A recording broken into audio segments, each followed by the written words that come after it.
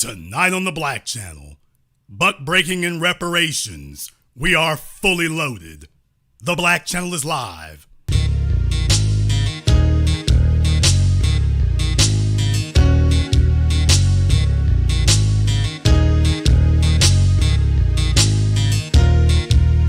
Unapologetic, unadulterated, and absolutely uncompromising. Greetings, brothers and sisters from around the world, and welcome back to the home, the haven, the stronghold, and the everlasting superfortress of intelligent black thought. We are the Black Media. This is the Black Channel. I am the Black Authority, and you are listening live to the only historically black college university of higher education and learning in the cosmos. You are, of course, welcome to join us. And join us you shall, because on tonight's program here, now, I'll just be real brief about this part of it. You knew full damn well I'm not going to telegraph my moves like that. I don't ever do that. Probably the only time that I ever really kind of did that was over the summer when Bowling Ball Martin had the gall to set foot on Louisiana soil, snuck up out of nowhere. I'm like, oh, I got to get with you. But you know me, I'm not going to make a big production of it. I don't like drawing attention to myself. But if you want to know, folks is on deck. Beautiful weather for the most part. To me, it's a little cool, but in any case, my voice is still kind of struggling here. If it sounds different, if it's kind of noisier than usual, now you have some idea about what's going on there. So, of course, like I say, nice event here. Shout out to Tariq, for going ahead and putting it together. A lot of unity, and I don't use that word very often, but unity of purpose. There was an agenda. You didn't hear anything about folks sitting up here causing a ruckus. You didn't see anything about that, so it was a very good event here.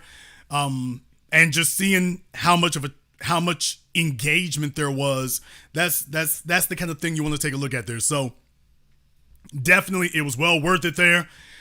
I'm not gonna dwell on the haters too long.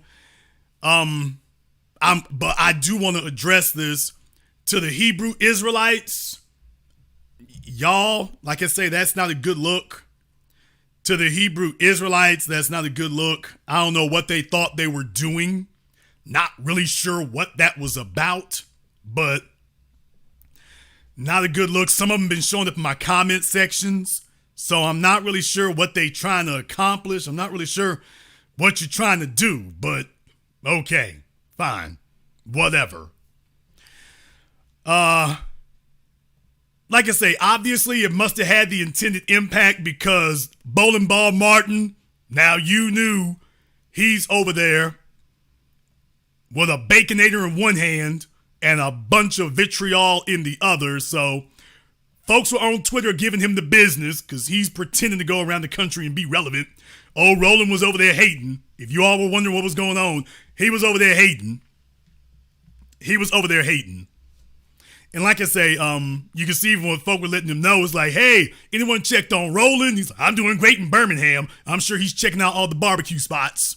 So, needless to say, Roland got run out the city. So, don't worry about that. He got run out the city. He can't be in D.C. this weekend. Roland can't be in D.C. He can't be in D.C. this weekend. His pass is revoked. He can't set foot in D.C. this weekend.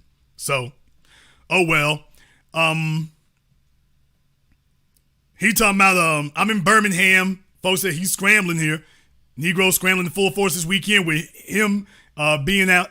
And he's talking about, I'm in Birmingham, not scrambling at all. Let me know what your plan is Monday. We can let you know what the plan is today. You don't have to wait till Monday. We can let you know what the plan is now. My man Marcel been giving him the business. And Roland, they are still sore about that. They are still very, very sore about that.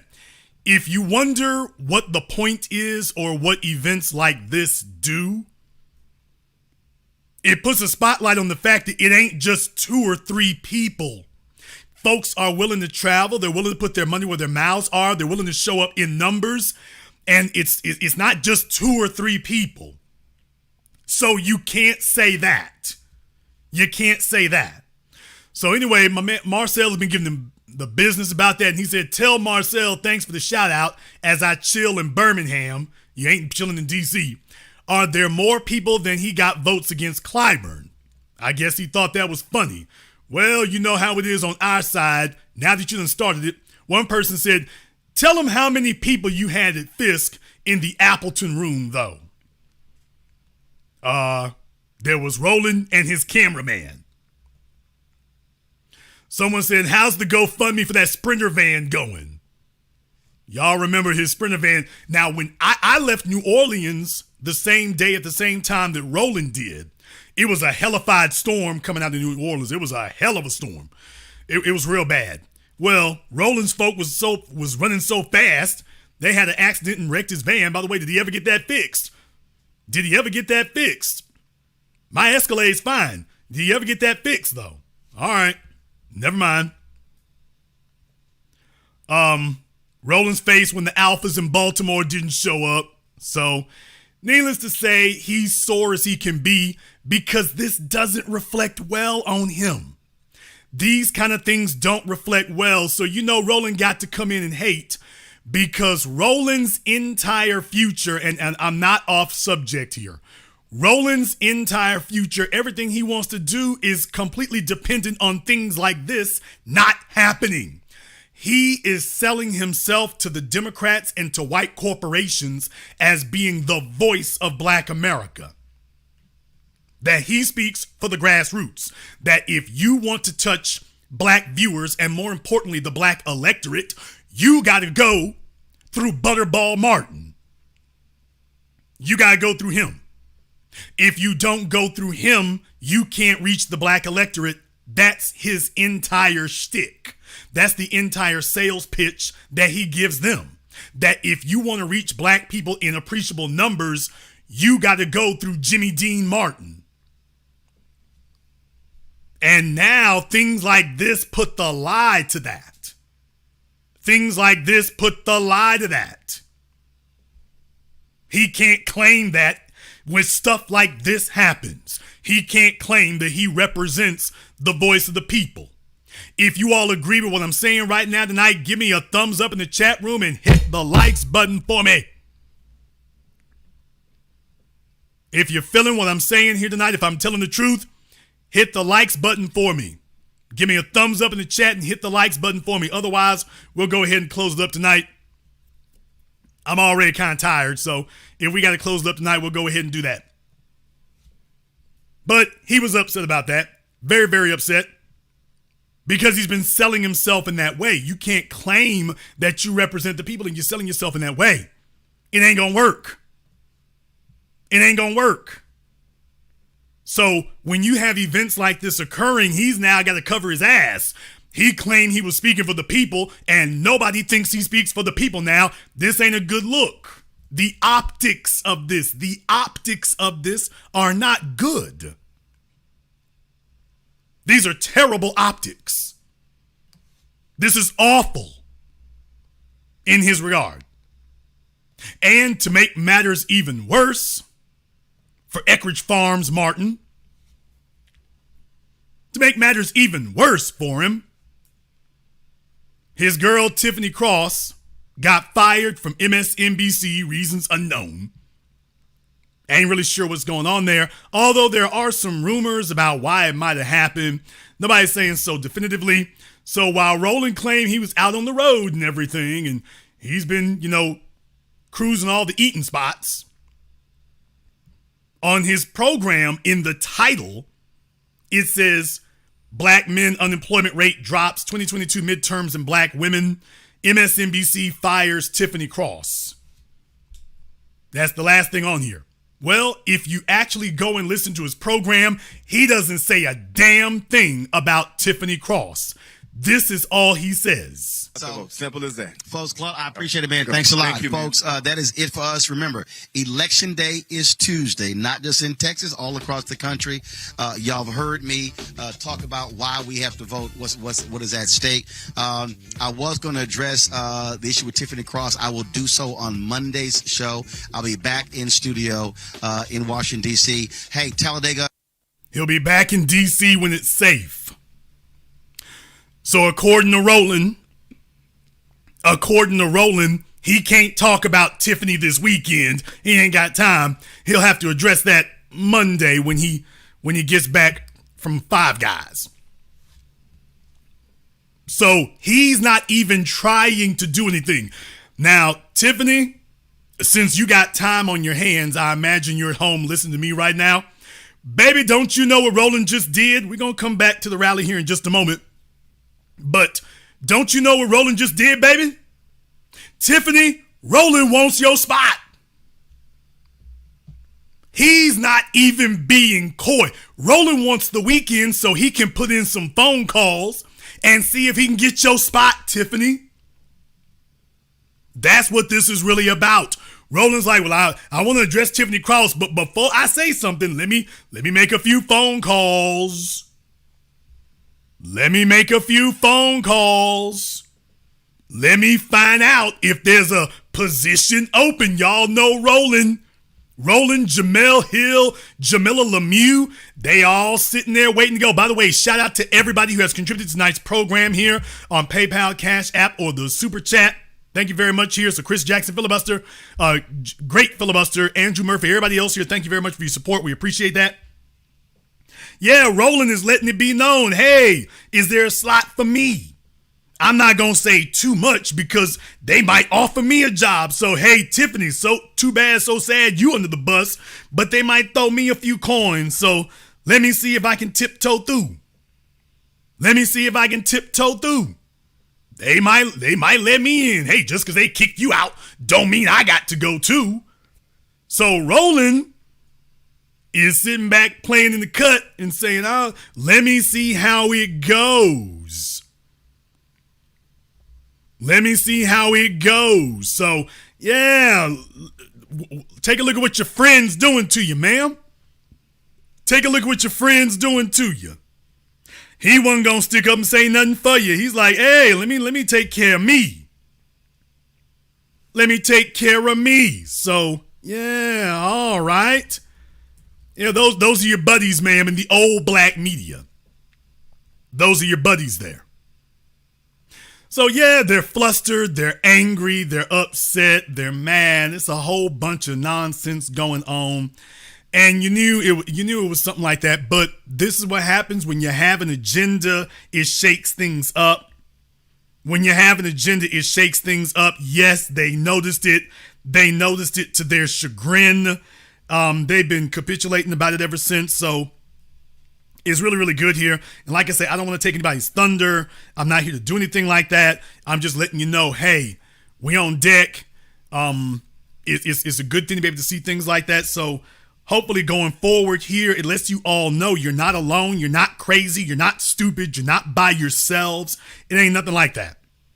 We out here. You're not alone. Shout out to all of you here in the super chat there. Frank, Charles, thank you very much, everybody here.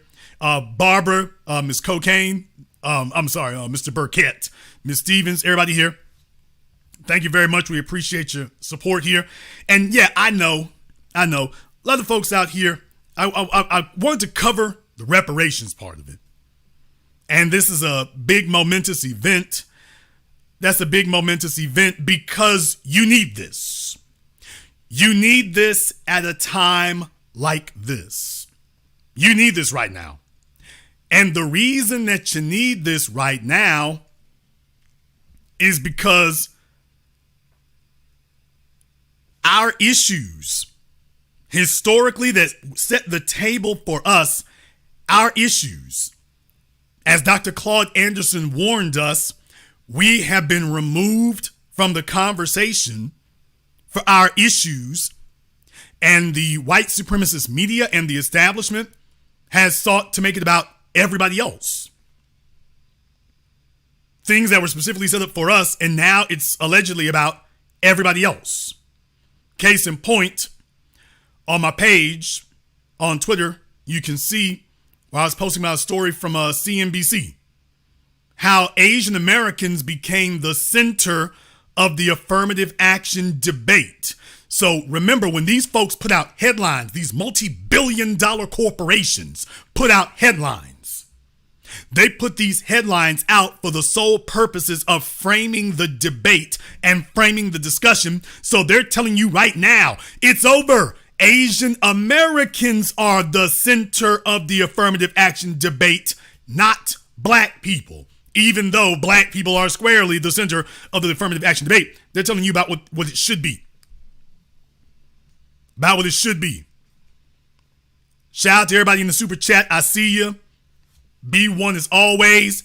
And what it is here, I want to start here when they talk about what caused this.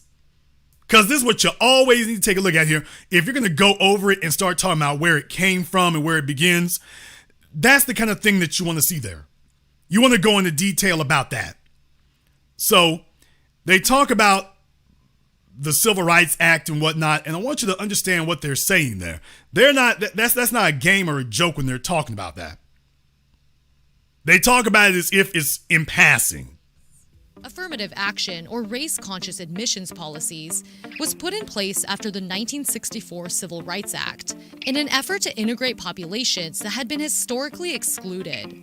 Affirmative action, with the power of the federal government behind it, was able to encourage institutions to begin to show from year to year that they are enrolling African American students in particular. This created... Now, did you hear the difference? I want you all to understand, if you want to know why it is that events like this are necessary, why this particular discussion of tangibles specifically for black people, specifically for foundationals, is so important.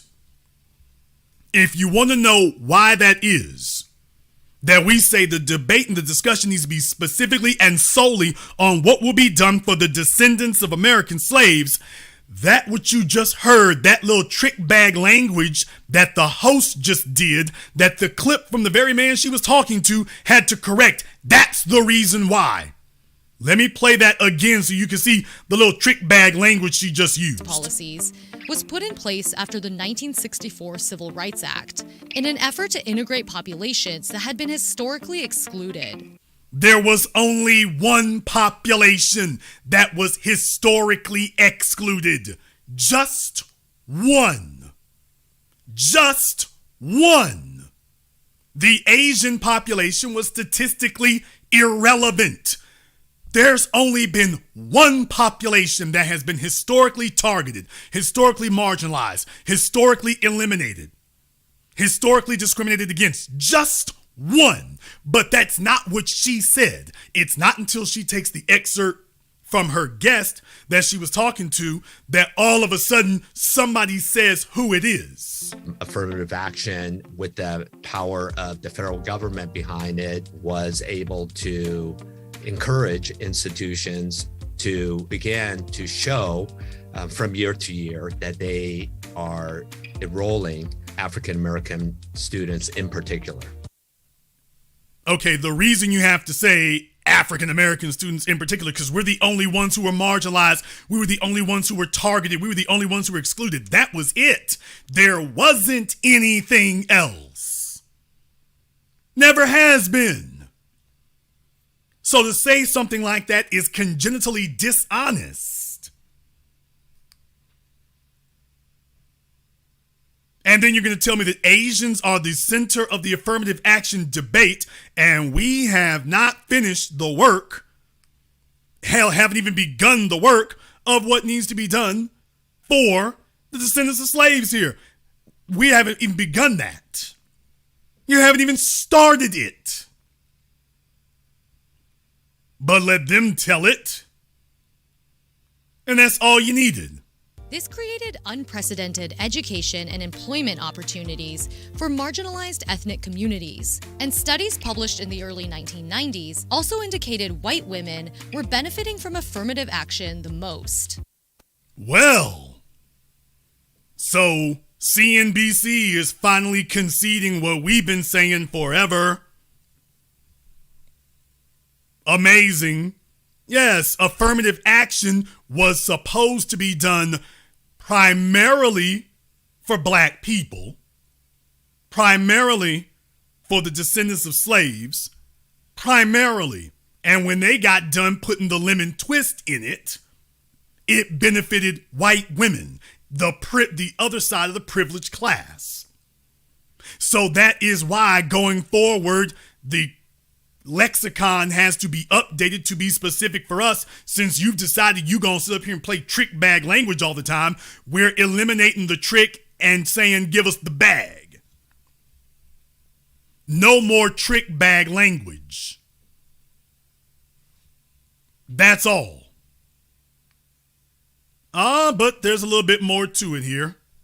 We're benefiting from affirmative action the most. And studies published in the early 1990s also indicated white women were benefiting from affirmative action the most. Race-conscious admissions made a huge difference, especially for the most selective institutions. Affirmative action has been a battleground topic since the 1970s and underwent reform due to several landmark federal court cases. The first case was filed against University of Washington Law School by a white student who was rejected and claimed the university prioritized less qualified students of color. Similar lawsuits filed by white students followed in 1978, 2003, and 2016. Now, I want you all to understand what the goal was from the very beginning. The goal from the very beginning was to announce all of these, quote, landmark pieces of legislation. That was the goal and the plan from the beginning, is to claim that we are marking this landmark legislation. And then, after you've done that, after you put these in, what you then do is the goal was to dismantle each of them over the course of the next 5 decades, which is what they've been doing. The Civil Rights Act of 65, 69, the Voting Rights Act, affirmative action. They put these things, these policies into place for the purposes of getting black folk out the streets and telling black people, don't worry, we have addressed your issues. And as soon as we left the streets, they went on a 5-decade. This was the plan. You can't overturn these things overnight because that would be too sudden, too much of a shock to the system, and everybody would be able to acknowledge that it was a trick bag. So what you do is you put them into place and then spend the next 5 decades dismantling them. You put these programs in place, do a bunch of fanfare and parades, and then spend the next 5-6 decades dismantling them piece by piece. And by the time you get to your grandchildren, these programs and policies you put into place, they've all been dismantled. And you're trying to figure out how to put it back wholesale and don't understand it was dismantled brick by brick. Brick by brick. Over the course of decades. John Lewis is dead. Elijah Cummings is dead. Dr. King is dead. Stokely Carmichael, Kwame Ture is dead. H. Rap Brown. All of the folks who were there fighting these battles that started it. Hell, Strom Thurmond, dead. Lincoln Rockwell, dead. George Wallace, dead. Bull Connor, dead. So they passed down the white supremacist baton to their next generation, which is what we were talking about back then in the 60s, that we were concerned that was exactly what was going to happen. And they've gone to work slowly dismantling it ever since. All the people who originally started this are dead. They've passed it on to their heirs, the responsibility of continuing and finishing the job of dismantling all of this. And that's what they've been doing. Resulting in the Supreme Court ruling, which upholds that race can be kept as one of many factors, but not used as a quota system. When all things being considered are equal, affirmative action is used as a tiebreaker. But some Asian American students don't see it that way. Even the fact that when an Asian American student is applying to these universities and there's a slight doubt in their head that maybe my race might be used against me, maybe I didn't work hard enough. Yeah, you need to work harder to clean up that house is what you need to be doing, bruh. You weren't at the wrong damn thing. Even that thought being there is dangerous. Michael was rejected from his top choice universities, but he was accepted to 2 Ivy League schools. However, he chose to attend Williams College for undergrad instead. And that's me and my parents. Michael believed his race may have been used against his application and wrote to 3 universities asking how race was used in admissions. He ultimately filed a formal complaint to the Department of Education when he didn't receive an answer addressing his question. And the reason why I'm letting you know this here is because you remember I've dealt with this before. When we talk about buffer classes, this is the entire point. This is why we don't want to hear about affirmative action. Marginalized communities, people of color, disenfranchised groups. We don't want to hear any of this anymore because the buffer class strategy is in full swing. Now, I want to skip ahead just a little bit here. Precedent, and Yale College will continue to consider. In my complaint, I brought up that one of my main concerns was that is the fact that I am Asian American something that actually benefits me or something that actually disadvantages me? My dad ended up joining this fight as well. So my dad and a bunch of other leaders in the Asian American community formed the Asian American Coalition of Education. Okay, first of all, he wants to go to an Ivy League school.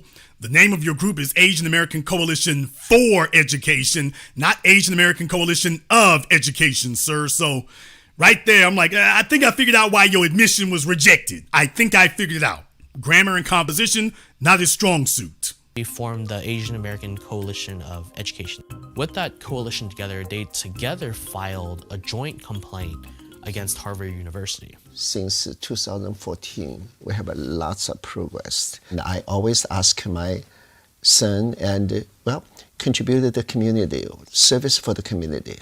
I encourage Michael to speak out. That's not just for me and for us.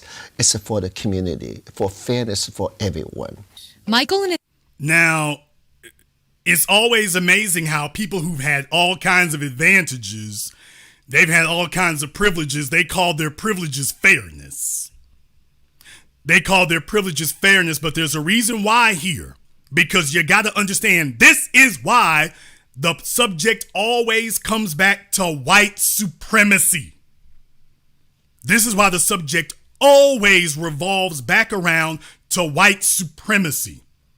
Watch what happens next now, okay? So they're talking to the 2 Asians right here, but watch because the hidden hand is always there. Us, it's for the community, for fairness for everyone. Michael and his dad are not alone in the fight against affirmative action. In October 2022, the Supreme Court will review 2 lawsuits against Harvard and UNC that could end race-based admissions practices altogether. And what makes these cases different from the affirmative action cases in the past? The plaintiffs are overwhelmingly Asian American. It is our hope that the justices will end. Well, oh, now do you all see how this piece they put together at CNBC keeps flip-flopping? So she sat there talking about, well, this is a case here. The plaintiffs are overwhelmingly Asian American, and then take a look at who's pushing this for them. Did you catch that? Let me roll it back. Against Harvard and UNC that could end race-based admissions practices altogether. And what makes these cases different from the affirmative action cases in the past? The plaintiffs are overwhelmingly Asian American. It is our hope that the justices will end the use of race and ethnicity. Now, take a look at these things here, okay? Take a look at this. When they show you on the screen the graphic, who filed the lawsuit? The SFFA. Students for Fairness in Admissions. The SFFA versus Harvard and the SFFA versus UNC. So when you take a look on the news, this is what you see. Admissions practices altogether. And what makes these cases different from the affirmative action cases in the past? The plaintiffs are overwhelmingly Asian American. The plaintiffs are overwhelmingly Asian American. That's nice. So you would think that this is an Asian American group. Take a look at the sign over there on the left. Stop investing in the whiteness that has always called you yellow. Okay, the whiteness. You take a look at this here, and they're telling you this is about Asians, and you would think that the SFFA was run by Asians, and yet It is our hope that the justices will well, the president and founder of Students for Fair Admissions. Well, what do you damn well know? What do you know?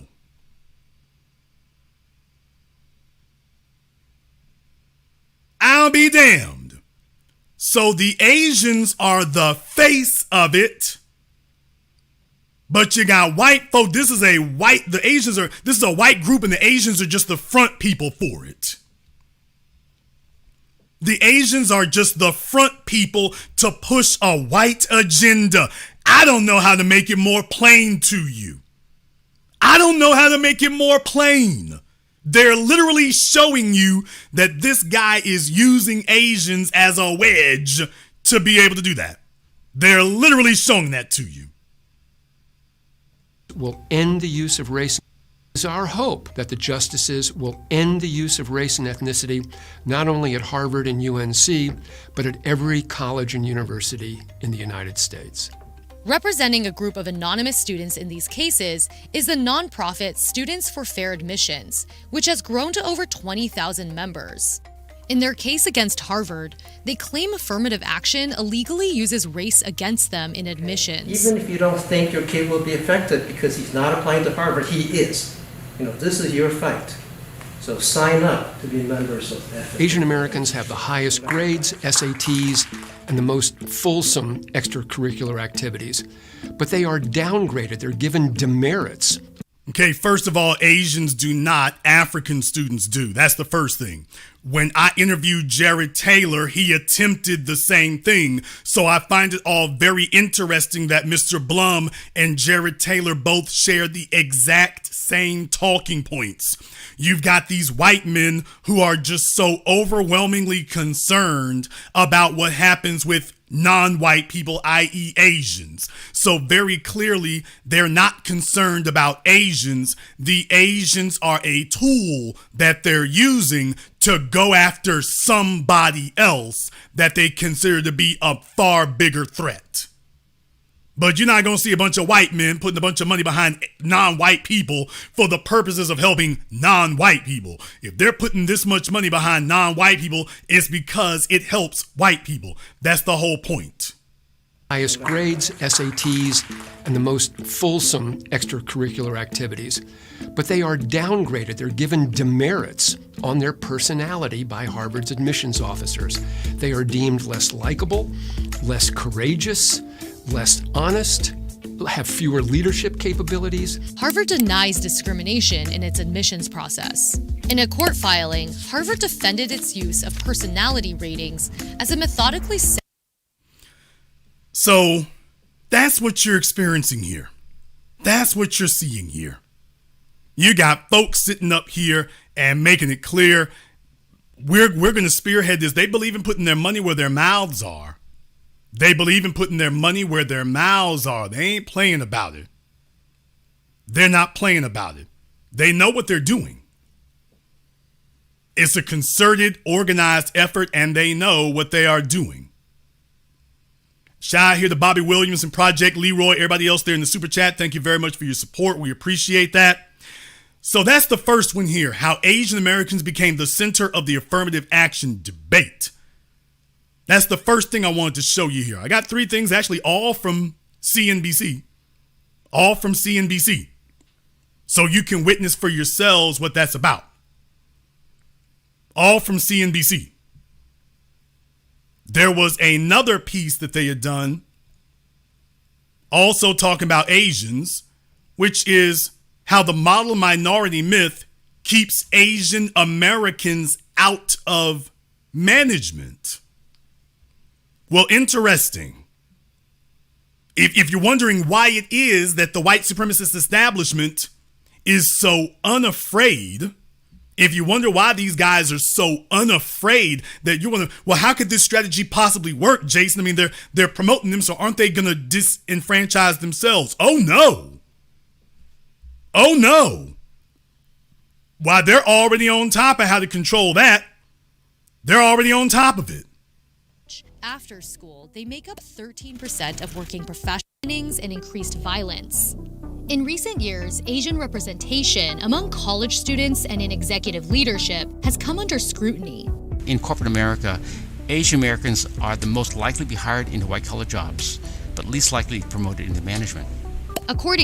Okay, so CNBC, long after I said this to Jared Taylor, long after I did this, and if you see my documentary Race War, long after I said this to Jared Taylor, CNBC is years later catching up to this when I said, well, Jared Taylor, you keep saying that Asians are so capable and that they're proof that black folk ain't trying hard enough, this, that, and the other, and that Asians are proof that there's no systemic racism. But why is it that Asians make up the majority of these degrees in these fields and in the workforces of these corporations and IT and things like that, but that Asians make up practically none of the management? To which you said, well, maybe it's because they're not as good at management. Maybe it's because, I'm like, okay, remember Jared Taylor lived in Japan. During his formative years, he lived in Japan. So yeah, they already know we got it set up so that you will simply be our workforce. You're going to be the workforce, but you ain't gonna run anything.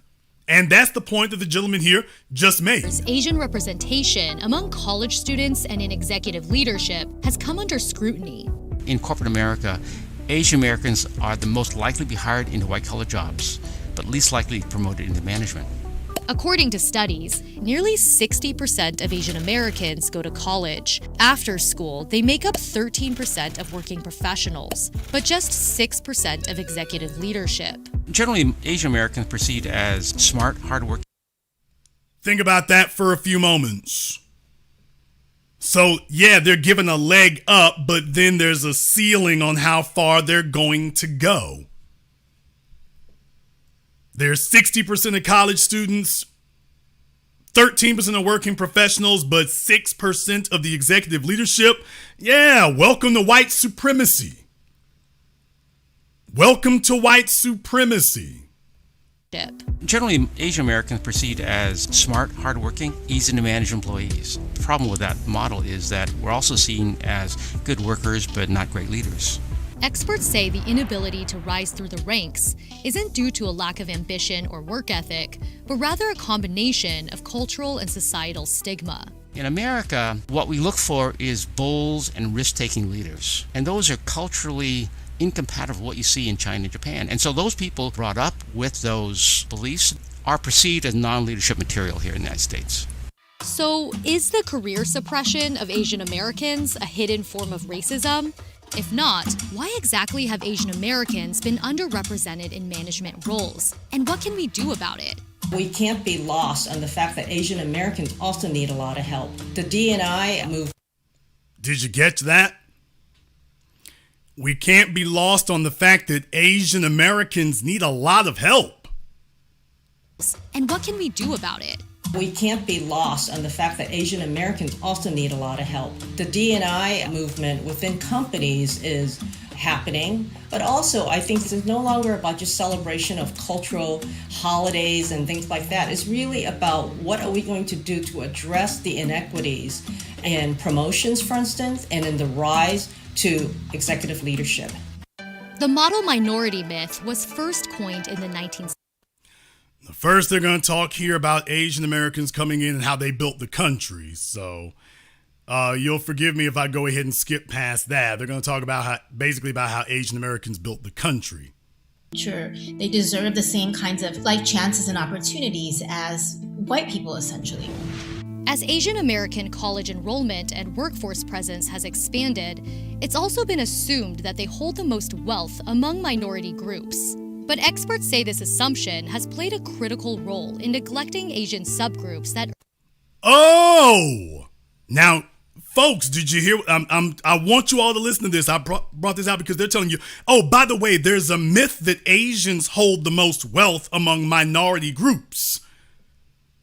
Oh, but that's not true. Well, it is true. Well, if you take a look at certain subgroups, yeah, some of y'all saying subgroups, what the hell?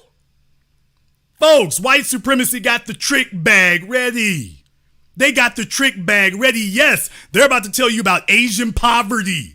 You didn't even know this. If you want to know why it is, anybody asking, why do we need a rally for reparations? Why are we talking about reparations? And why are we saying that it specifically needs to be focused to the exclusion of all other things, focused strictly on the descendants of slaves, focused strictly on foundationals? If you want to know why, this is why, because already the propaganda mill is running to say that everybody else is above us. Because remember, if you can put anybody above black people, then you can put everybody above black people.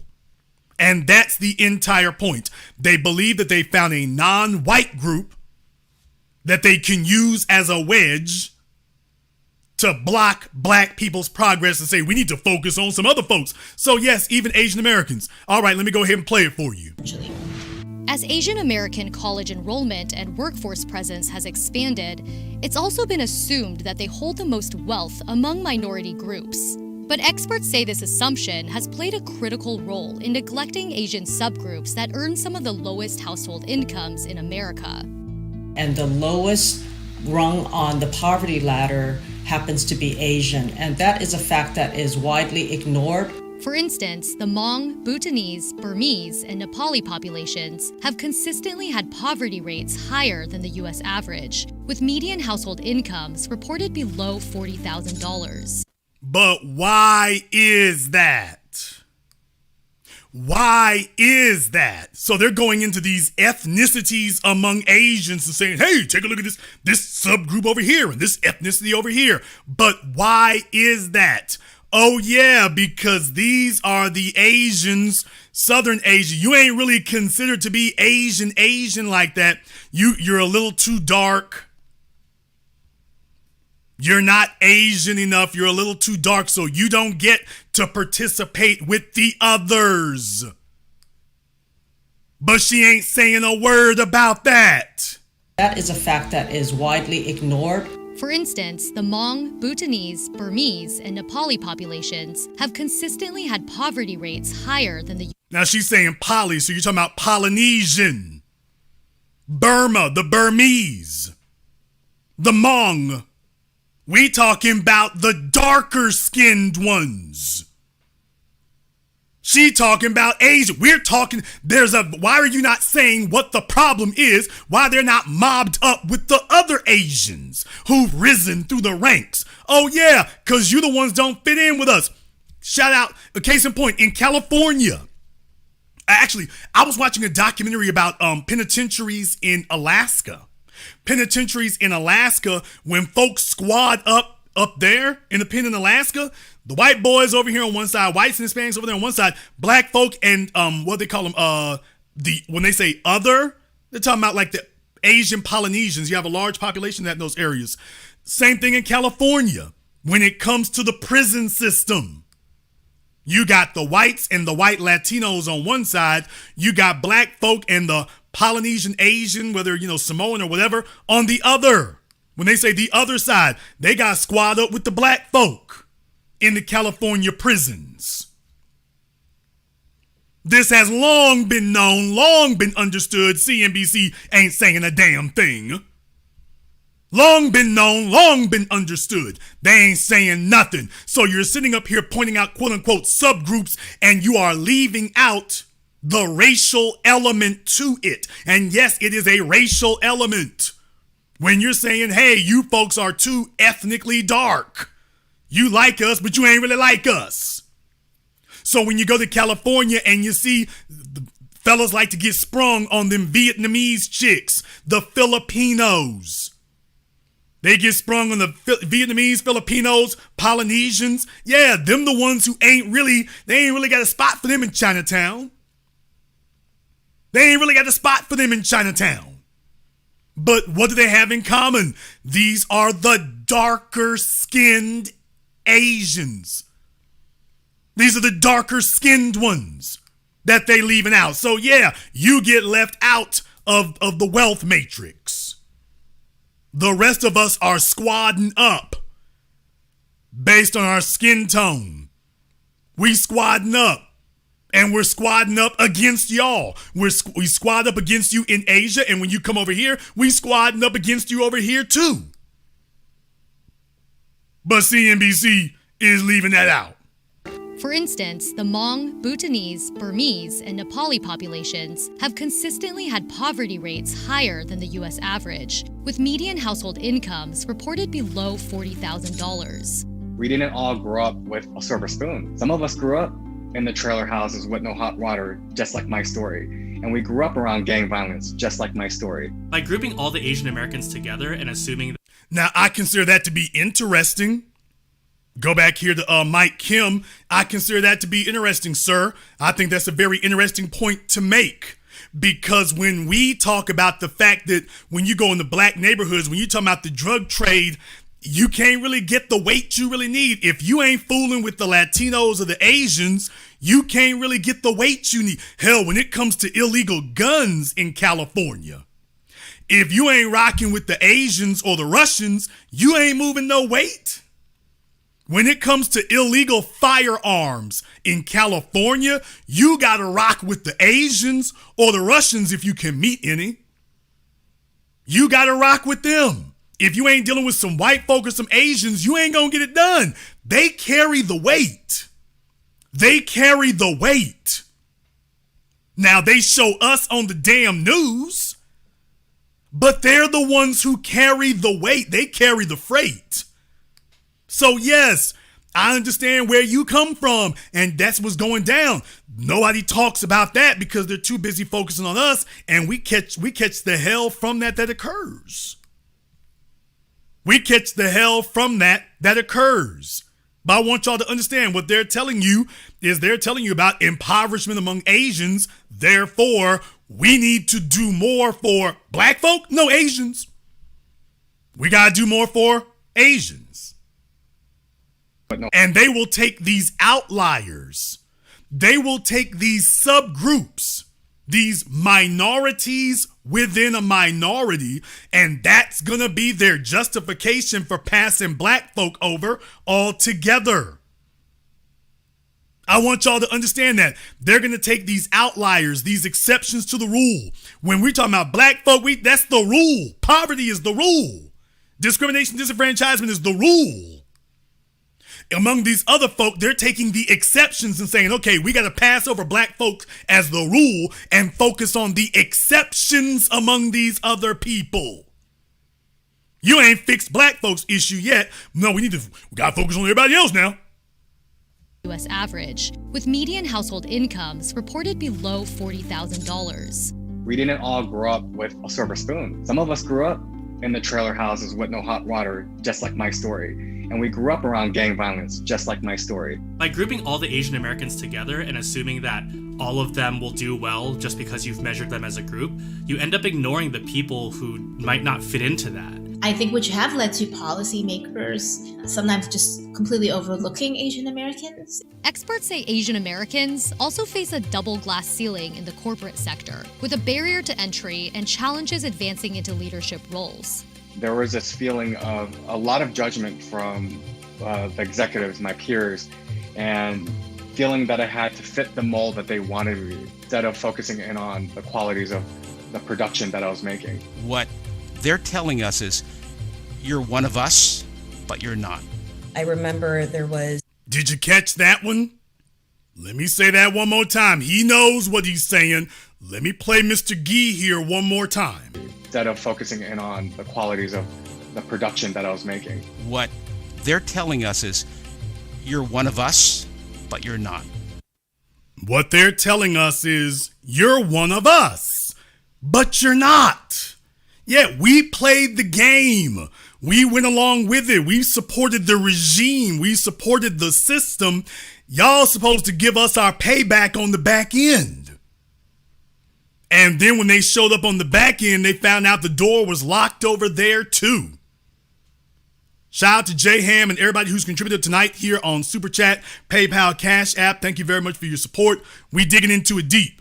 I remember there was a client call, and as soon as they saw me on the Zoom call, I could tell that their demeanor changed somehow. I think that they were expecting someone who might have been white. I don't know the reason why, but I was put off the project, and my white manager ended up taking over that project. You feel like when you're in these rooms and at these tables that you have to present a certain way, and I definitely feel that. There's a gender gap and a race gap. If you are an Asian woman, then not only do you suffer from the gender gap, but you are also heavily penalized for being Asian.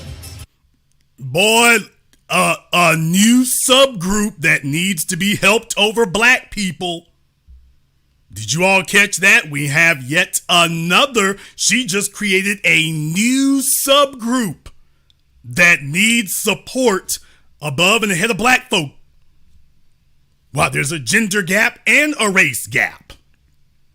We need to do something for Asian females, for Asians, and then for Asian females. So just understand, they keep stacking subgroups on top of black folk and saying, yeah, we need to be helping over here. If you want to know why we are organizing the way that we are, if you want to know why the agenda is rock solid to keep saying that we need to focus solely and strictly on the needs of foundationals, this is why. This is why. When you are running into this over and over again, they are trying to rewrite the narrative of the 21st century in real time to tell us, as Dr. Claude Anderson warned us, that the issue isn't black people. We don't need to worry about black folk. We need to worry about everybody else. The conversation needs to change from black and white to brown and white, yellow and white, everything except black people. That is the strategy the white supremacist establishment is using now, been using for a while, and you're seeing that, as I warned you all, they can't afford to wait. We're making too much progress too soon. We turned up the heat too quickly. They're just like, screw it all. Just go ahead and throw the propaganda out there and then get to work on making sure it goes into place. And so in our research, both Asian women and black women are at the very bottom of the executive parity index. Did you catch that? So by our research, both Asian women and black women are at the very bottom of the index. Did y'all catch that? That's why I'm playing this for you here right now. We are the only people who have a legitimate grievance. Everybody else has got to try to piggyback off of ours and claim that the inconvenience that they are suffering is somehow equivalent to the systematic oppression that we've been living under and that many of them have participated in.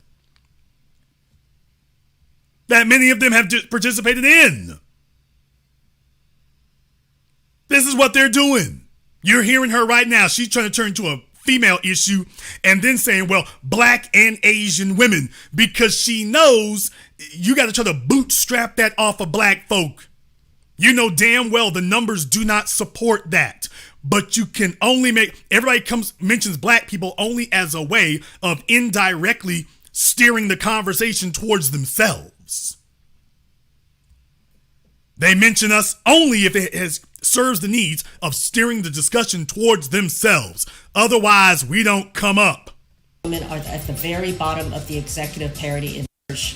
Both Asian women and black women are at the very bottom of the executive parity index. This gap in representation is especially acute at the highest levels of corporate leadership. Asian Americans make up an even smaller share of executives at Fortune 100 companies. Just 2.8% are East Asian and 4.1% are South Asian. And among these 100 companies, only 4 CEOs are Asian American, all of whom are men. I would probably get overlooked for, a promotion. Okay, let me play that one more time. Asian Americans make up an even smaller share of executives at Fortune 100 companies. Just 2.8% are East Asian and 4.1% are South Asian. And okay. They're talking about Fortune 100 companies. You don't want to get into numbers. Not with Jason Black, you don't. You don't really want this to become a numbers game. Not with Jason Black, you don't. You all can Google the statistics on this if you want to here. You can Google the statistics. When you go to whorulеsamerica.ucsc.edu, let me go ahead and put the link in the chat room for you all here. So you can go ahead and see that for yourselves. I'll go ahead and put that in the chat room. You can see it for yourselves. Goes on here to talk about the number and percentages of CEOs. It says white men who make up about 35% of the population continue to be very much overrepresented, and the gap between them and the new CEOs is still immense. White men may have lost power, but they continue. Who says that? But they continue to be the dominant group in the corporate elite. Then you haven't lost power if you're dominant. Y'all see the language here? You haven't lost power if you're dominant. Now I'm going to the Fortune 500, not the Fortune 100. In the Fortune 500, they hold 96.4% of the Fortune 500 CEO positions in 2000, and they held 85.8% in 2020. Moreover, since most of the seats lost by white men were lost to white women, and white women make up 6.8% of those who are now CEOs, whites still make up 92.6% of the Fortune 500 CEOs. Only 1%. I want y'all to listen to me here. Only 1% of Fortune 500 CEOs are African Americans. 2.4% are East Asian, and 2.4% are East Asians or South Asians, and 3.4% are Latinx. That's among the Fortune 500. So we ain't gonna play no games where you try to narrow this down to Fortune 100 so you can boost those numbers or make the numbers look how you want to there. When you take a look at the Fortune 500 companies, black CEOs are only 1%. 5 out of 500 Fortune 500 companies, only 5 out of those 500, 5 of those CEOs are black men. 5. You got 9 times as many white women. And you got 3 times as many 2.5 times as many Asians and 3.5 times as many white folk. That's what's going on. And they're going to try to convince you that that this is a poverty situation. Overlook black folk altogether. Black folk would be singing Dixie, whistling Dixie if we had numbers as good as the Asians do. Folks, the civil rights movement would be over if we had numbers as good as the Asians. Do you understand that? If our numbers looked as good as theirs, it'd be over. Reparations rally for what? What we protesting? What are you against? We good. We good. There'd be too many of us living lavish to be worried about that. If our numbers look like that, we wouldn't have nothing to protest about. So just understand that. Just understand that. Among these 100 companies, only 4 CEOs are Asian American, all of whom are men. I would constantly get overlooked for, a promotion, a title change, or even a standard yearly raise. And I would put in the work, no matter how many hours, no matter how many milestones I hit, it didn't matter. Experts point to several factors that contribute to lack of advancement. The first being that traditional business leaders aren't thought to be Asian. They're white, they're male, they're tall, right? And they don't conform to what we see in the typical Asian American leader. Traditional Asian culture often clashes with the idea of advocating for yourself in the workplace, something rarely taught by immigrant parents and elders who prioritized assimilating to American culture. It was about working hard. It was about, speaking really good English so we could assimilate and to understand the culture. But they ceased to become good advisors, right, beyond getting good grades in school and getting into a good school, getting into a good company. Well, she threw the old folk right under the bus now, didn't she? Well, they ceased to be good advisors. So just understand, among these other groups, their elders are not these religious icons. They're not these untouchable icons and whatnot. If they see a problem, grandma is the first one under the bus wheels. First one under the bus wheels. Not the last one, the first one under. Thought that was interesting. Next here, CNBC again. Well, take a look at that title. The End of Chinatowns. Take a look at that one. I thought that was interesting because they say a couple of things in here too. I think about poverty among Asians again. There are more than 50 Chinatowns of all sizes spread across the United States. On the surface, they're vibrant cities within a city, like New York, San Francisco, Chicago, and Boston, bustling with tourists and natives, seeking authentic cuisines like hot pot and dim sum, herbal medicines, and tchotchkes. Chinatown is vibrant. There's so much energy. The energy truly is natural in the neighborhood, and that's because you have people coming from all parts of the world, whether they're first-time visitors. We're going to skip forward a little bit here. Creating business networks that would grow Chinatown to actually be a very desirable place to live today. That was without government subsidies. That was without anything other than the ingenuity of the Chinese people themselves. Today, this unique immigrants. So do you all see the story and the narrative that CNBC is putting forward here, which is an outright distortion of the facts? This flies in the face of that model minority video. So when they talk about Chinatown, it flies straight in the face of the facts. An ethnic neighborhood into a I'm going to back up a little because I want you to see what they say about Chinatown and how it is that they were able to make it viable. But Chinatowns weren't always the tourist hubs we know them to be today. What most visitors see is just one side of their long-standing history as a cultural tourist destination. And transforming an ethnic neighborhood into a destination wasn't without its challenges. The story of how Chinatown originated lies within a strategy that Asian immigrants formulated to preserve elements of their culture and create a safe haven to escape from persecution. These distinct enclaves were created with little to no help from local governments. The Chinese. And that is a lie. That is absolutely a lie. Chinese people were given help every step of the way. First of all, they were allowed entree into America to be a supplemental workforce for the purposes of undermining the descendants of the slaves who had been freed. They were keeping black people out. They were keeping black immigrants out. They were keeping Africans out.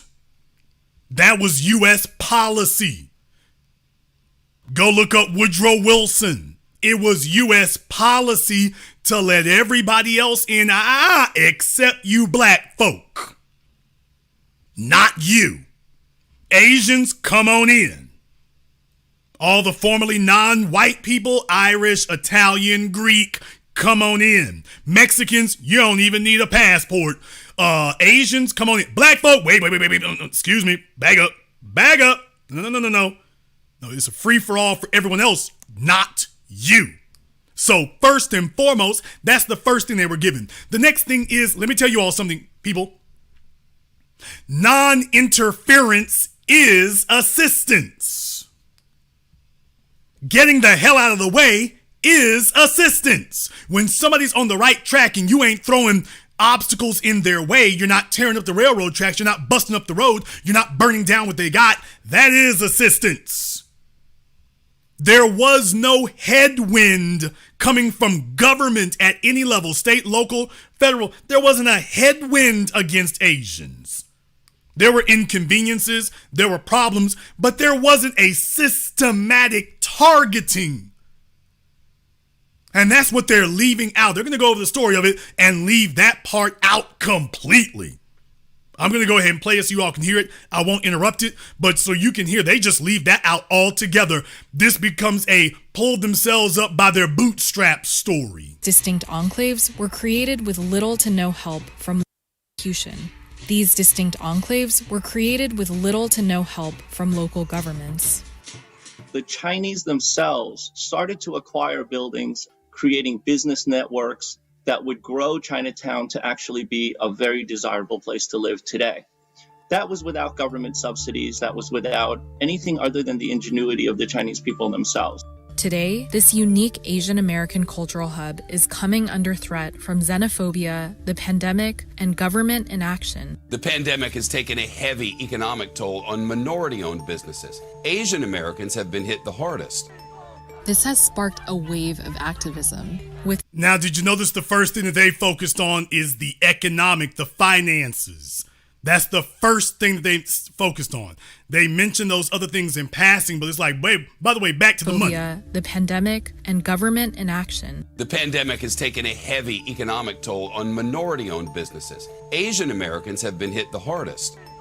This has sparked a wave of activism, with support spanning across several generations to preserve a legacy.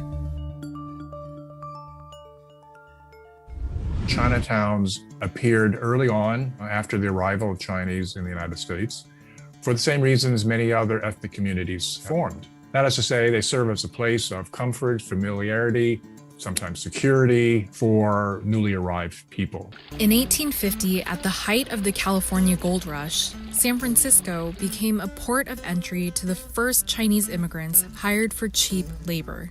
Over the next 10 years, a wave of 25,000 Chinese immigrants came to the United States, most notably for the back-breaking work of laying train tracks for the Transcontinental Pacific Railroad. People. 25,000. That's it. Think about that for a few moments.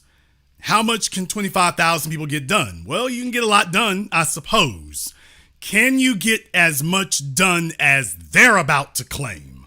Initially, the Chinese were welcome, and the business people, the capitalists, wanted the Chinese to come to develop the West. Most of the infrastructure of California were built by the Chinese, including like the roads to Yosemite. So now he's telling you that the infrastructure of California was built by the Chinese. They just told you 25,000. The infrastructure of California. The infrastructure of California. Do you all know how gigantic a state California is? According to him, the infrastructure of California. Notice, that's what I was saying. Is it 25,000 people could do as much as they're about to say they could do? Then, in 1873, a long recession hit, and Asian Americans were scapegoated, creating a wave of anti-Asian backlash. Okay. Now, this picture in particular, I take grievous exception to. Lynching was a phenomenon leveraged against black people. So you are taking imagery of specific heinous acts committed against black people and superimposing other people in it as if this was a phenomenon that was hitting them the same. And it wasn't. That's a damn lie. That is a lie. I am not going to go so far as to say that no Asian person was ever killed. That's not true. They were. Not going to go so far as to say no Asian person was ever lynched. I'm not going to say that, although off the top of my head, I can't think of anyone in particular that stands out, but I'm not going to go so far as to say that's never occurred. But to try to paint this as Asians went through the same thing as freedmen, to try to illustrate this or try to imply that Asians went through the same thing when that's a lie, that's the reason we had to take to the streets and say what we were going to say. That from here on in, no, we're not going to allow this distortion for the sole intent and purposes of changing the subject off of the only people who actually need something, black folk, and then to sit up here and claim, well, everybody else has been through the same thing. No, they haven't. No one's been through what we've been through, not even remotely close, which is why their outcomes have been drastically different. But CNBC is showing imagery intended to imply to you, well, Asians went through the same thing. No, they didn't. No, they didn't. Not at all. Nobody bombed Chinatown. You didn't have the sheriff bombing Chinatown like they did Rosewood, Wilmington, and all the others. We'll be here all day naming them. You get the idea. Nobody was bombing Chinatown. No Chinatowns ever got bombed. No Chinatowns ever got razed. There were no race riots targeting the Chinatowns and burning them to the ground. No, their experience has been completely different from ours. So for you to try to even imply that it's somehow accurate, no, it isn't. We got photographs of black folk being lynched, burned, hung, slaughtered in the streets. We got photographs, not drawn pictures. Which also became reflected in legislation.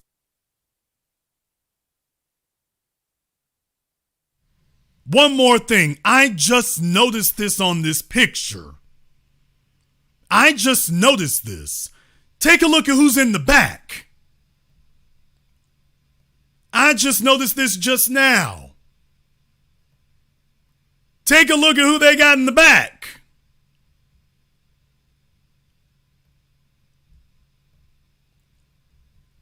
What the deep fat fried hell? Do you see that? I haven't had a chance to investigate where this picture came from, but do you see that? Because I know what that appears to be to me. I know what that looks like to me. CNBC, you got some explaining to do.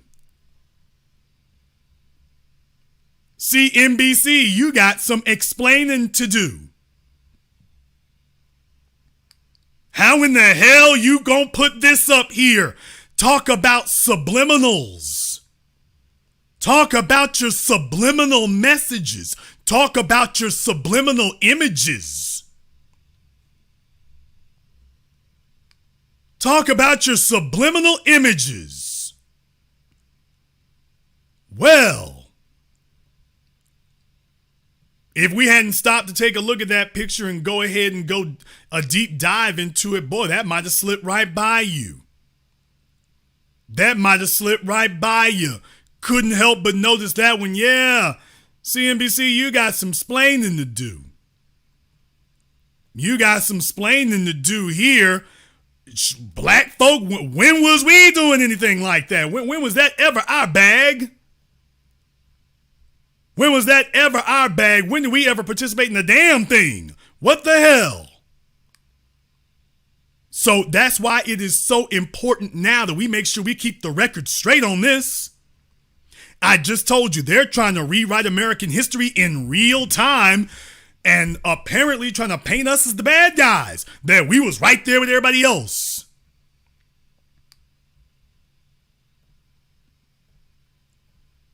Folks, 720 degrees, the 10-ton analysis you'll receive nowhere else. Asian backlash, which also became reflected in legislation.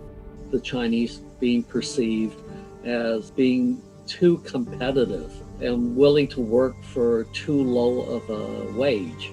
And so you had all this violence and these laws to keep out the Chinese, to lessen the competition. The Chinese communities also began to serve as places of security from the discrimination and violence that they faced.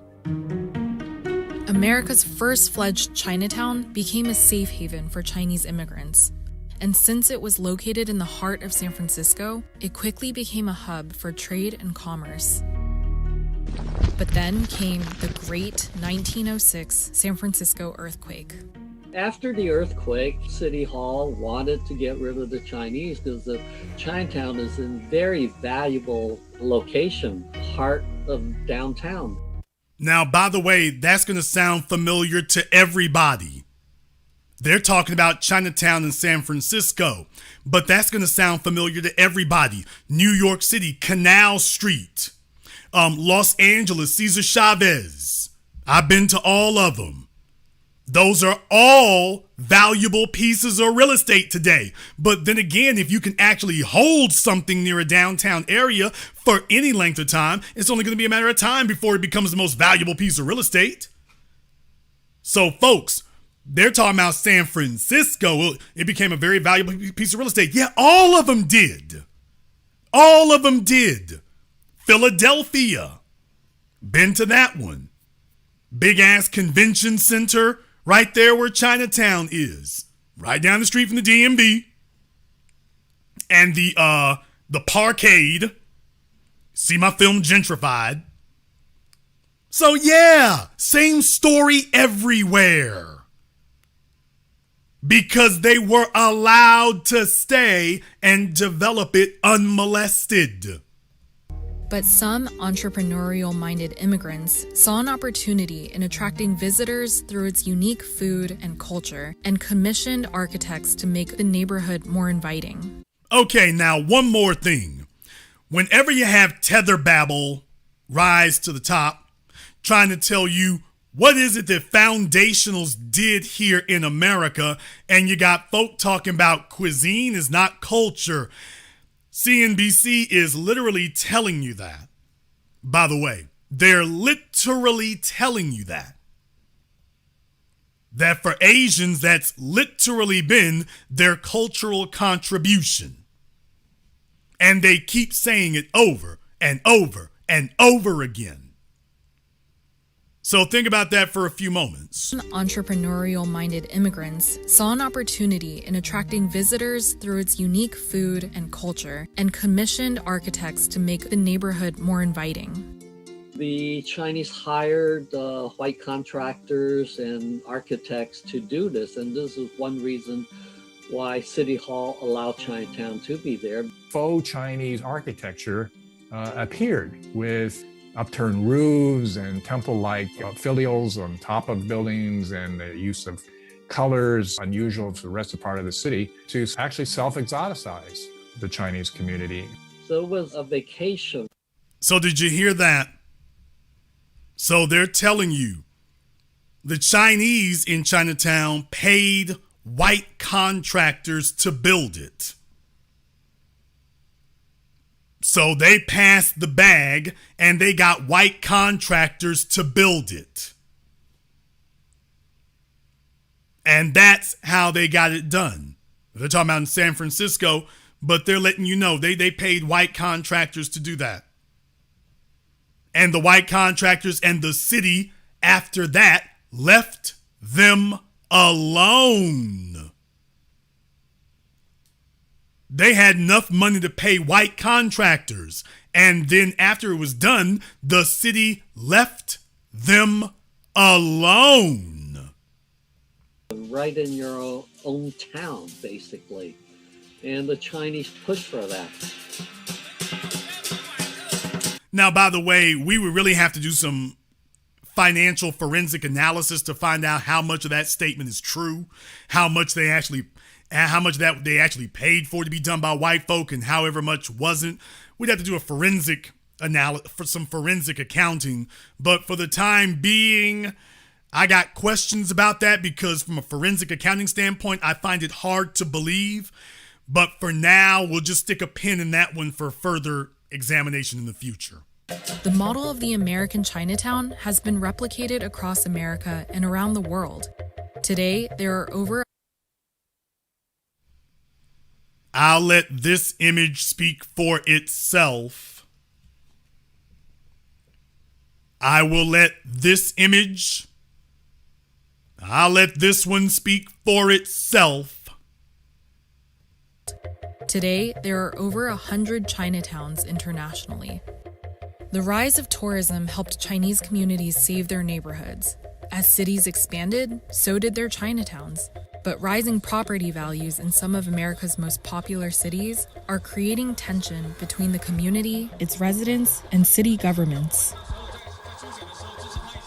Historically, Chinatowns were seen as ghettos for low-income workers. Today, Chinatowns and their residents continue to be targeted for occupying prime real estate, excluding them from funding initiatives which affect some of the city's most vulnerable elderly populations.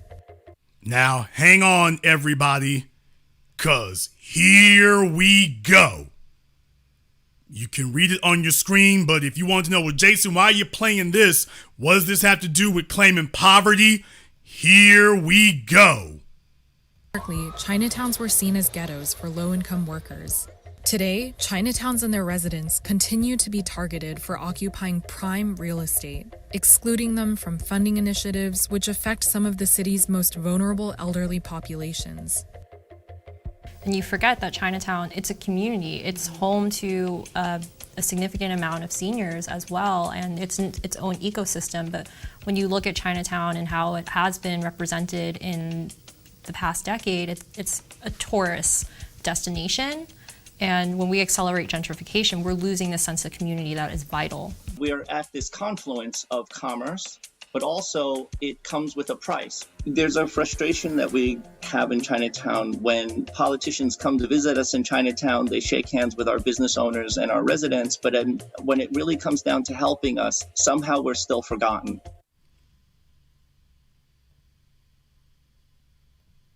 You don't say. Really? Tell me more. You don't say. Yeah, I know what that feeling is like, sir. Only, amazingly enough, you all are getting a lot more results than we are. You're getting a lot more results than we are, sir. Whole lot more results than we are.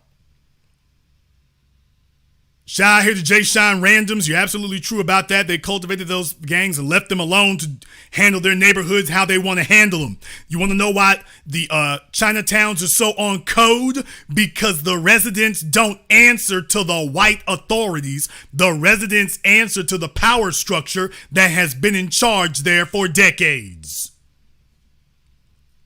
That's what happens when you leave groups alone. Among the Irish, Whitey Bulger. Among the Italians, Al Capone and Carlo Gambino. Among the Asians, when you let these people develop their own neighborhoods, their own communities, and leave them alone, and you saw it under the Black Panthers. The Black Panthers took care of crime in the neighborhoods if anything was going on. When you leave folk alone and they are in charge, things change.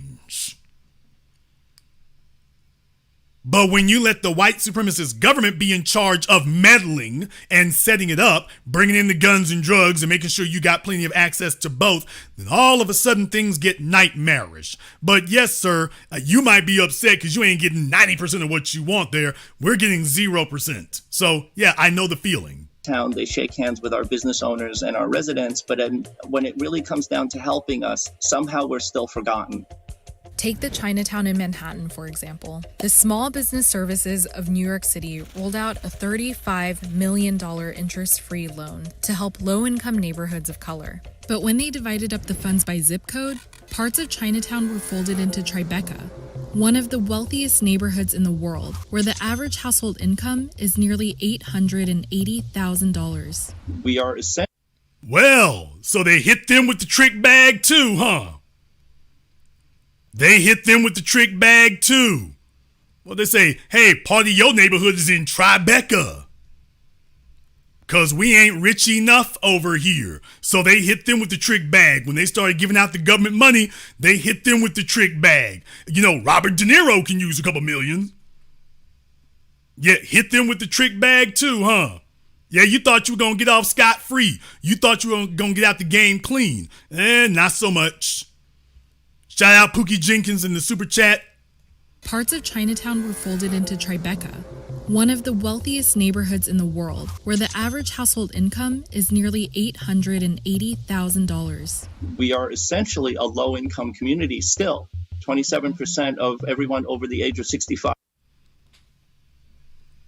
Did you all hear that? Let me replay that for you one more time. $880,000. We are essentially a low-income community still. Shaking my head. What? No, that's what he said. That's what he said. To all my people who live in, now, for those of you who don't live in New York City, and it's a city, Manhattan is not the entire city. For all my New Yorkers up there, by the way, there's a big debate about these kind of things from New York and everything else. A lot of terms get thrown around by some of the folk who live there. Manhattan Island is shaped like an icicle. So Chinatown and whatnot is further down there towards the World Trade Center. So now you're at the bottom of that icicle. Harlem is back up there at the top. Harlem and Washington Heights is back up there at the top. You have the bridge that crosses over to the Bronx. So for those of you who are not familiar with New York City, when you go down Hudson Parkway, you got a long ass drive from Harlem till you get to the financial district, and Chinatown is right there before you get to the financial district. I mean, you're within walking distance of the World Trade Tower and all that area down there. I've been there many a moon. So with that being the case, you got to understand where they at. That's prime real estate where they are, y'all. That's super prime real estate. Canal Street, because that's one of the areas you want to use to get to Lincoln Tunnel, I think it is. I'm pretty sure it's Lincoln Tunnel and not Holland Tunnel. I want to say when you get down there, there's the sign that takes you to the Lincoln Tunnel, not the Holland Tunnel. I want to say the Holland Tunnel is over there on the other side where Trump Tower is. If I'm wrong about that, I'm just wrong about it. But I'm pretty sure that the sign there is to go for the Lincoln Tunnel. Is that Lincoln or Holland when you get down there towards Canal Street, off of Hudson Parkway? Okay, so Lincoln, all right. In any case, when you get down there, so what I'm saying is once you get down there in that area, it's a lot of traffic. There's a lot of traffic going down through there. 24 hours a damn day. It's always congested. Rush hour, forget about it. If you have a heart attack on Hudson Parkway, waiting on the ambulance, your ass is dead. There's just nothing you can do. Y'all better get him out that car, put him in a rickshaw or one of those electric scooters. Get him the hell out of here. He ain't gonna make it. And yes, they have white folk operating rickshaws too, by the way, the folks on the bicycles. In any case, he's talking about that we're essentially a low-income community. To my black folk who live in Manhattan, Brooklyn, the Bronx, shout out to the BQE. Shout out to Flatbush, Atlantic. Dude says Chinatown is a low-income neighborhood. Shout out East Harlem, Spanish Harlem, the Bronx. Dude says Chinatown is a low-income neighborhood. Shout out Strong Island. Dude says Chinatown is a low-income neighborhood. Washington Heights, did y'all know that you and Chinatown are in the same boat? Did you know that? Washington Heights and Canal Street, did you know y'all in the same boat? Did you know? Amsterdam, did you know you in the same boat with Canal Street? Did you know?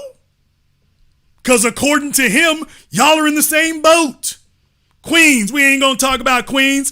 You know it. Queens, it don't really start getting good till you get toward the airport. They got that big ass mall. I know they redid the bridge, but Queens don't really get good till you get near the airport. They got all the investments stuck out there. Wonderful hotel that they build out there too, by the way. Oh, I'm getting off subject, but Don't get really good till you get out there. But Queens, did you know? Did you know? Okay, well, now you do. Canal Street, Chinatown, is a low-income neighborhood like Bedford-Stuyvesant was. Like Bed-Stuy. Chinatown is a low-income neighborhood too. Now, notice he used the word essentially. Did you hear that? You gotta deal with it like lawyers. They throw those little qualifiers in there. Household income is nearly $880,000. We are essentially a low-income community still. 27% of everyone over the age of 65 in Chinatown lives under the poverty line. There's a large number of those people who have mobility issues and a larger number of those people who live alone. Did y'all hear that? We are essentially a low-income neighborhood. 27% of the elderly live below the poverty line. 27%. 27. 27. But that's deceptive. That is deceptive because if you are only counting that individual's income as a singular metric, what you're saying makes sense. But as we discussed with the previous story here, when your family is mobbed up, you got fewer degrees of separation between you and affluence and wealth. So your definition of low income ain't ours. You talking about maybe one grandma, and if you take a look at her on paper, but they'll be in a flat that they own or a brownstone that they own, or they live above a storefront. They live above the storefront that they own, so technically on paper. And the other thing is, if we just gonna keep it real, sir, quiet is kept. They don't report all their income. If we're going to keep it real, Chinatown has been notorious for over a century. These enclaves don't report all their income. That's why they're all cash businesses. And by the way, these two young ladies I showed you in the story earlier, they're on a mission to go around and basically break up the hustle is what they're trying to do. Let me go ahead and get to that part. They're trying to bust up the hustle. Thing that you need, from copying your keys to buying like really fresh produce, it's here. For as long as they've existed, Welcome to Chinatown has raised over $1 million for small businesses. As Asian American women, part of the reason why we love living here in Chinatown is because we feel so much connection to our identity. And so for that's why we just felt compelled to do something about it. There's a lot of small businesses that keep this community's ecosystem going. Anything that you need, from copying your keys to buying like really fresh produce, it's here. For as long as they've existed. From the pandemic, those two factors together started really affecting the small businesses. The younger generation of Chinatown is stepping up to organize funding efforts where the government has fallen short. The organization Send Chinatown Love is helping to digitize cash-only storefronts in Welcome to Chinatown. Did you hear that? Where the government has fallen short. The organization Send Chinatown Love is helping to digitize cash-only storefronts. They're helping to digitize cash-only storefronts. You trying to bust up the hustle. They trying to bust up the hustle. I don't know how far you gonna get with that. You trying to bust the hustle. They talking about digitize. That means CashApp, PayPal, Visa, merchants. Like you trying to bust up the hustle because you have to have a bank account and report the earnings to the bank. So you can't really funnel it the way you used to doing. So now everything you getting is going to be reported. No, you trying to bust up the hustle. You trying to bust the hustle. So that's why I wanted to show you all that, by the way, I'm not just making this up. Even in the piece, they reference it, but they don't put it in its proper context. I know I'm going long, but I want y'all to understand when we're talking about the need for reparations for black people. When we talk about the need for reparations for black people, but specifically why it must be targeted solely for the needs of foundationals.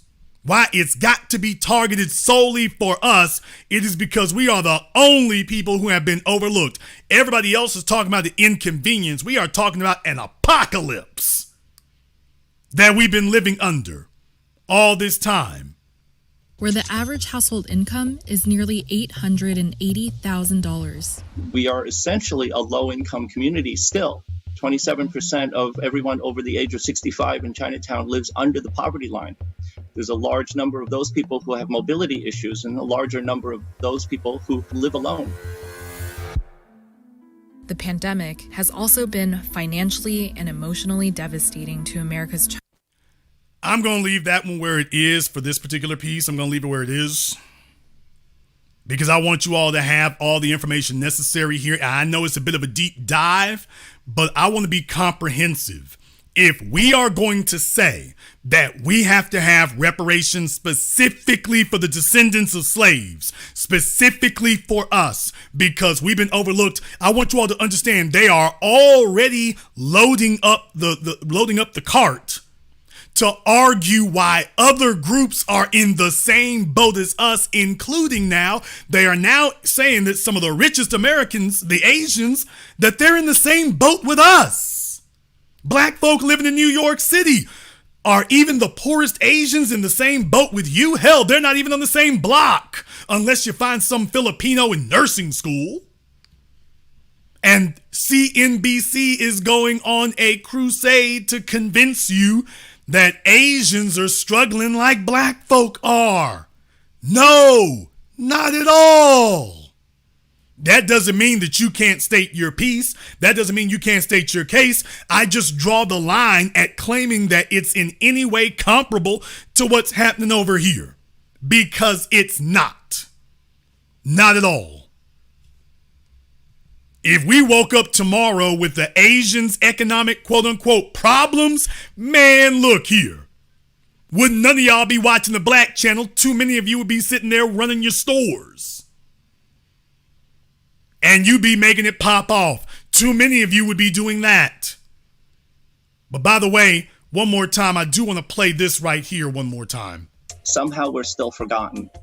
Take the Chinatown in Manhattan, for example. The Small Business Services of New York City rolled out a $35 million interest-free loan to help low-income neighborhoods of color. But when they divided up the funds by zip code, parts of Chinatown were folded into Tribeca, one of the wealthiest neighborhoods in the world. I wonder how much that $35 million went to black folk. And then how much of it went to foundationals. I wonder how much that did. By the way. One more thing here. One more thing I want to cover. NPR was talking, and I posted this on my Twitter also. California ends cruising ban that targeted Chicano lowrider culture. When we talk about the culture of lowriders and whatnot, they're telling you that that's all Latino. I would have some pushback on that, by the way. I'd have some pushback on that. Certainly there was participation, but I think this is another one of those things that really needs to be looked at. I think this is another one of those things that really needs to be examined here while we talking about everything else. Like they say, cruising is not a crime. For Robert Gutierrez, who first began lowriding in the 1970s, repealing this ban was a long time coming. We talked with him and two other longtime members of the New Style Car Club. You know, now that hopefully everybody's on the same page and they know that we're just out there having fun with our families and friends and we're obeying the law, what's wrong with it? Lowriding has been a target of police suspicion since the beginning of lowriding. John Ulloa is a historian at San Francisco State University who has studied the lowrider movement.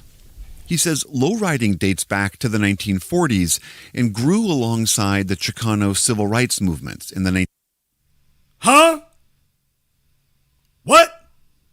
1940s and grew alongside the Chicano civil rights movements in the 1960s and 70s.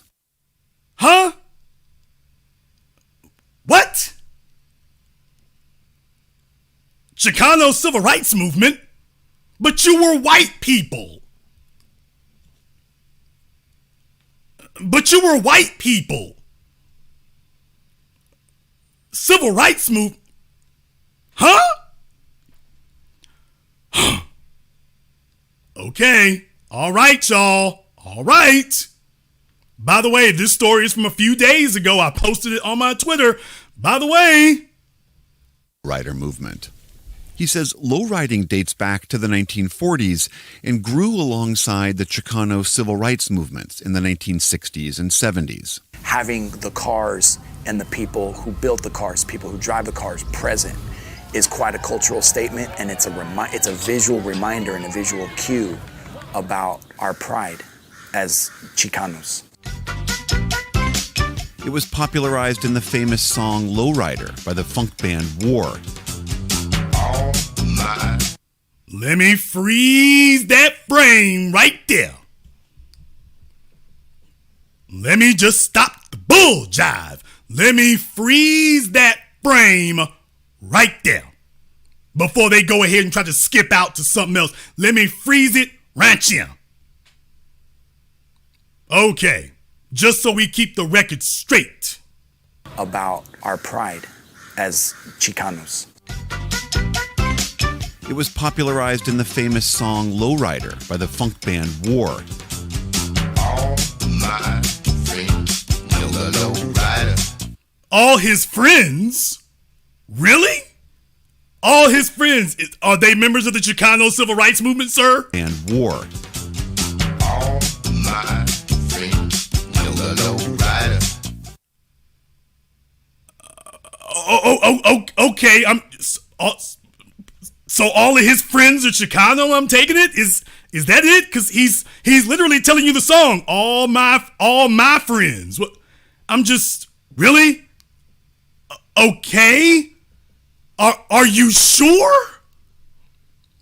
Are you certain? I'm just looking for verification here. Are you sure that you all are completely accurate about where you saying this came from? Are you sure? Are you certain? Are you certain? Okay. All right. Folks, I just want you to be aware. If you want to know why it is that we are as hard in the paint on this as we are, it's because they are rewriting the history in real time. They're rewriting the history in real time. So, okay. I just wanted to throw that out there. That, by the way, I'm so glad that NPR went and played that, because I'm like, how the hell are you going to talk about lowriders and ain't going to talk about war? But then I'm like, okay, I'm looking at war and I'm looking at the damn, the lyrics of the song. I'm looking at the lyrics of the song. All my friends know the lowrider. Really? Tell me more. Tell me more. Just gonna erase us just all together? That's why we gotta say something. That's why we gotta say something. I've been at this for a minute now, and believe it or not, I ain't even halfway through. Y'all, it's gonna be a long program tonight, so I've been up, I've been running around. It's been a hell of a thing here. I'm just letting you know right now, I'm barely halfway through this. Yes, we gonna talk about Kyrie. Yes, we're going to talk about Buckbreaking. Yes, we're going to talk about Jalen Rose. Yes, a lot more is coming here. In the meantime, I want to thank everyone who has contributed to support tonight's program here on PayPal, CashApp, Super Chat, so Brenda Starr, my man Chadwick, everybody who's contributed to support the program here tonight. Thank you very much for doing so. We're going to take a very brief commercial, non-commercial break. And when we come back, oh yeah, I got some words about Kyrie. Absolutely. Jalen Rose. We're going to give an update on that and a whole lot more. This is The Black Channel. Hey, I'm Marcus. For a while, I walked around with this empty feeling inside. I had a full-time job, but not in the field I wanted to be in. But then I came across this book where it was like, the title was just for me. Guide to Being Black in IT. I read the book and the author took me through scenarios and gave me tips. I sat down and read it and it only took an hour. After I got done, I took advice in the book, practiced in the labs, and got certified. Then I literally got up and applied for a position with this company I've been looking at for a while and got the job. Thanks to that book, I worked my job with confidence. If you're looking to get into IT or even in the field, now this is a must-read book. Go to www.beingblackInIT.com.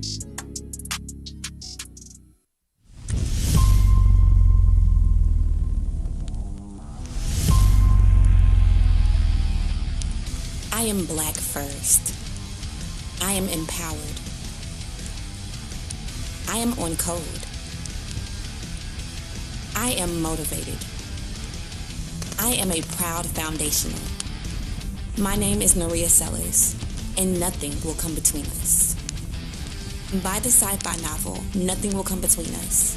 Order today at Amazon and Google Play.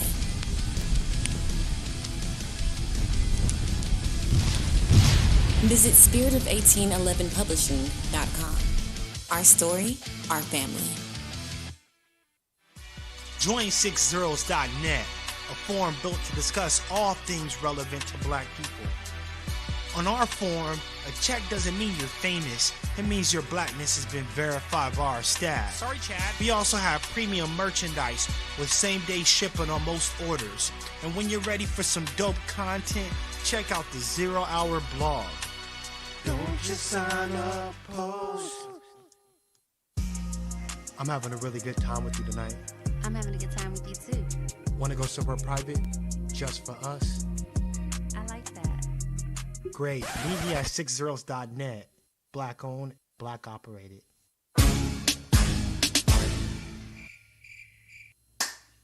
Hi, this is Brenda Starr, creator of Poetry with a Purpose and author of the book Pressed But Not Crushed.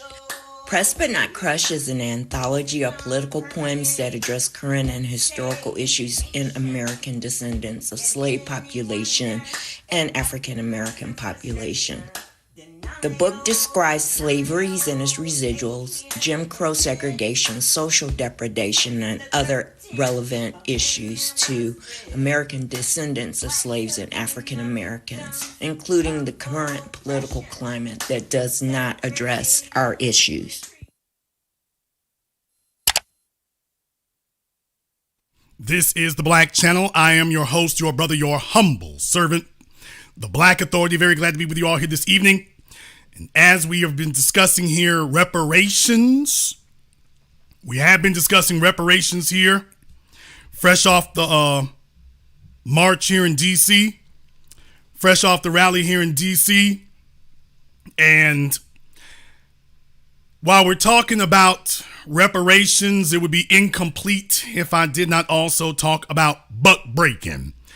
Because right now they are trying to make it very, very clear that as we are organizing to empower ourselves, what they do is a tried and true tradition. What you do is you go find the biggest, strongest nigga you can.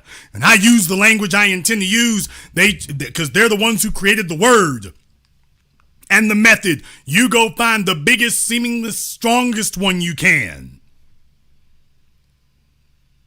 And then you take him out publicly. You go find the biggest, strongest buck you can. And then you lay him down. So what you've witnessed here is Kyrie Irving has been targeted in the wake of Kanye West.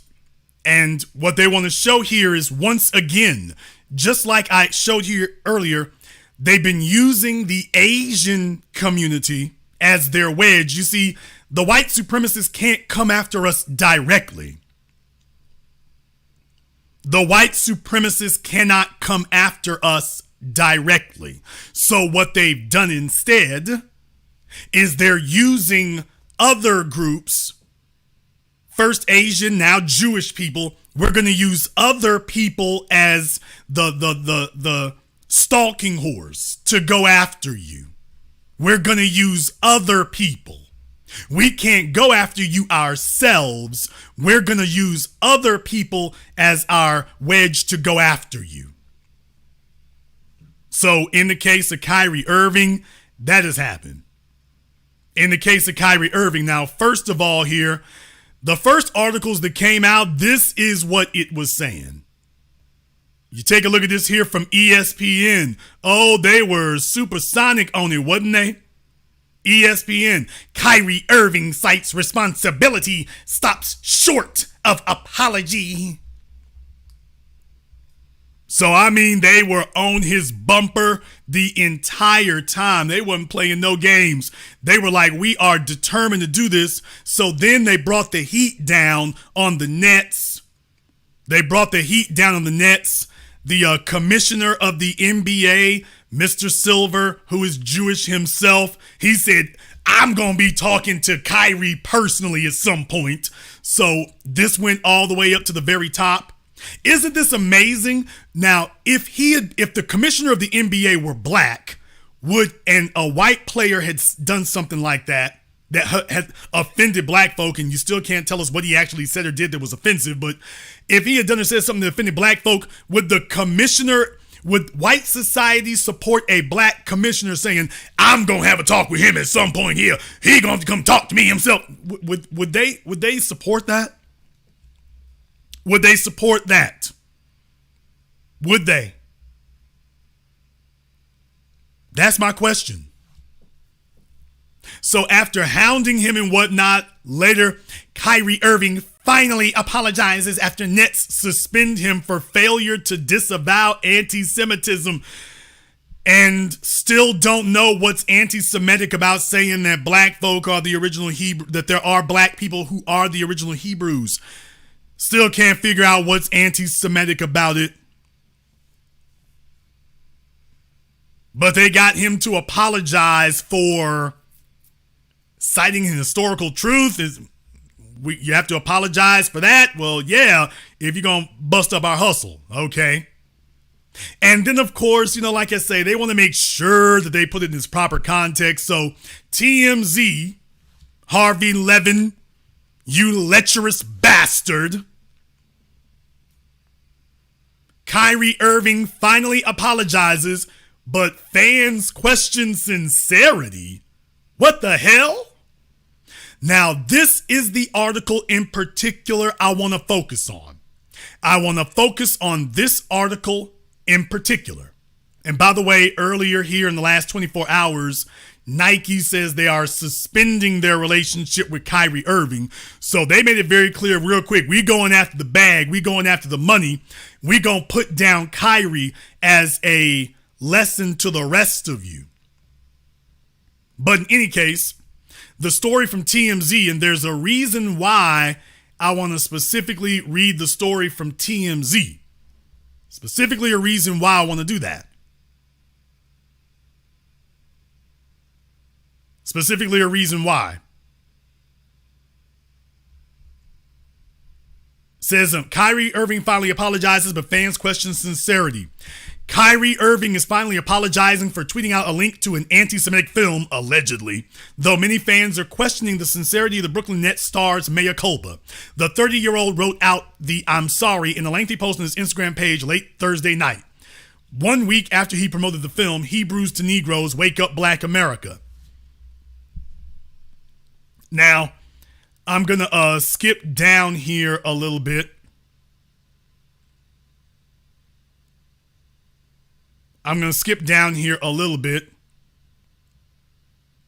It says, Kyrie apologized for not explaining the parts of the documentary that he actually agreed with. Another line with which fans took umbrage. Fans, considering the entire film is laced with anti-Semitic tropes. I'd like to see what that was. Finally, Irving wrote, I had no intention to disrespect any Jewish cultural history regarding the Holocaust or perpetuate any hate. The last paragraph here says, Irving's apology came just 2 hours after the Nets announced the point guard would be suspended for at least 5 games. The team said in a statement, he will not be allowed to play for the organization again until he, quote, satisfies a series of objective remedial measures that address the harmful impact of his conduct. Last statement, last sentence. Irving has started 8 games so far for Brooklyn this season, averaging 26.9 points per game.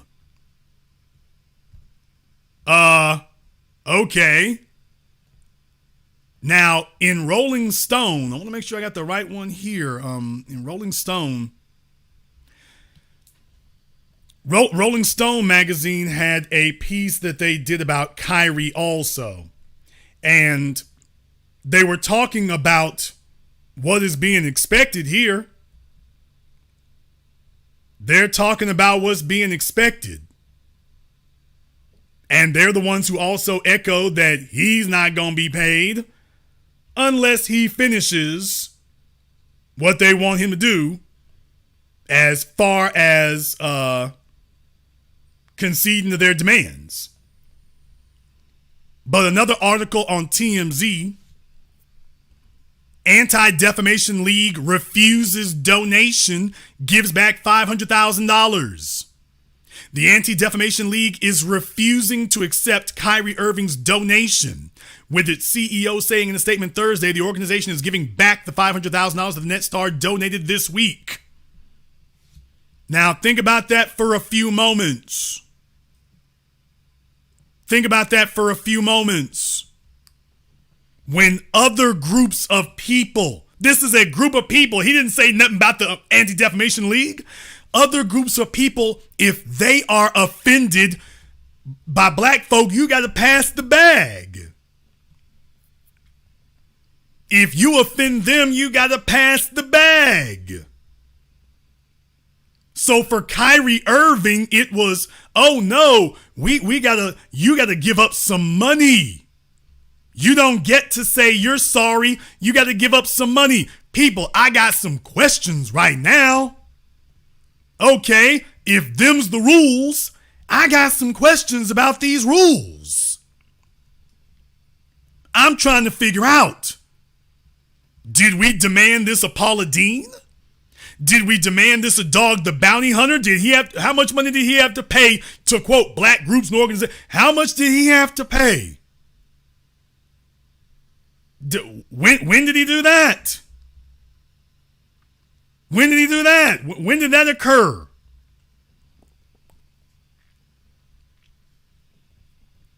I'll go back a little bit further for you here. How much money was Drew Brees made to pay for offending black people? How many black organizations did he have to pass the bag to? Hey, how much money was Riley Cooper? Who remembers Riley Cooper? Who remembers that? Remember Riley Cooper? 10 years ago, nobody said he had to pass the bag. Nobody said that the Philadelphia Eagles had to pass the bag with him. Did you notice that? Nobody said you got to pass the bag. Nobody did that. But for Kyrie, you got to pass the bag. You can't just apologize. Everything comes down to tangibles. You've got to pay up. You're not allowed to just say you sorry. We don't take apologies here. We take cash, check, or money order. Cash, check, credit card, or money order. We don't accept apologies. If your apology doesn't come with a tax-deductible receipt, we're not acknowledging that. We are not acknowledging that.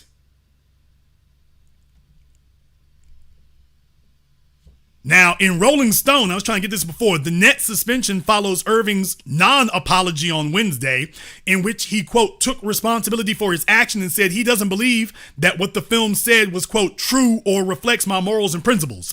Both Irving and the Nets agreed to pay $500,000 to support anti-hate causes with the Anti-Defamation League, which many people have questions about the ADL and have for a long time, by the way.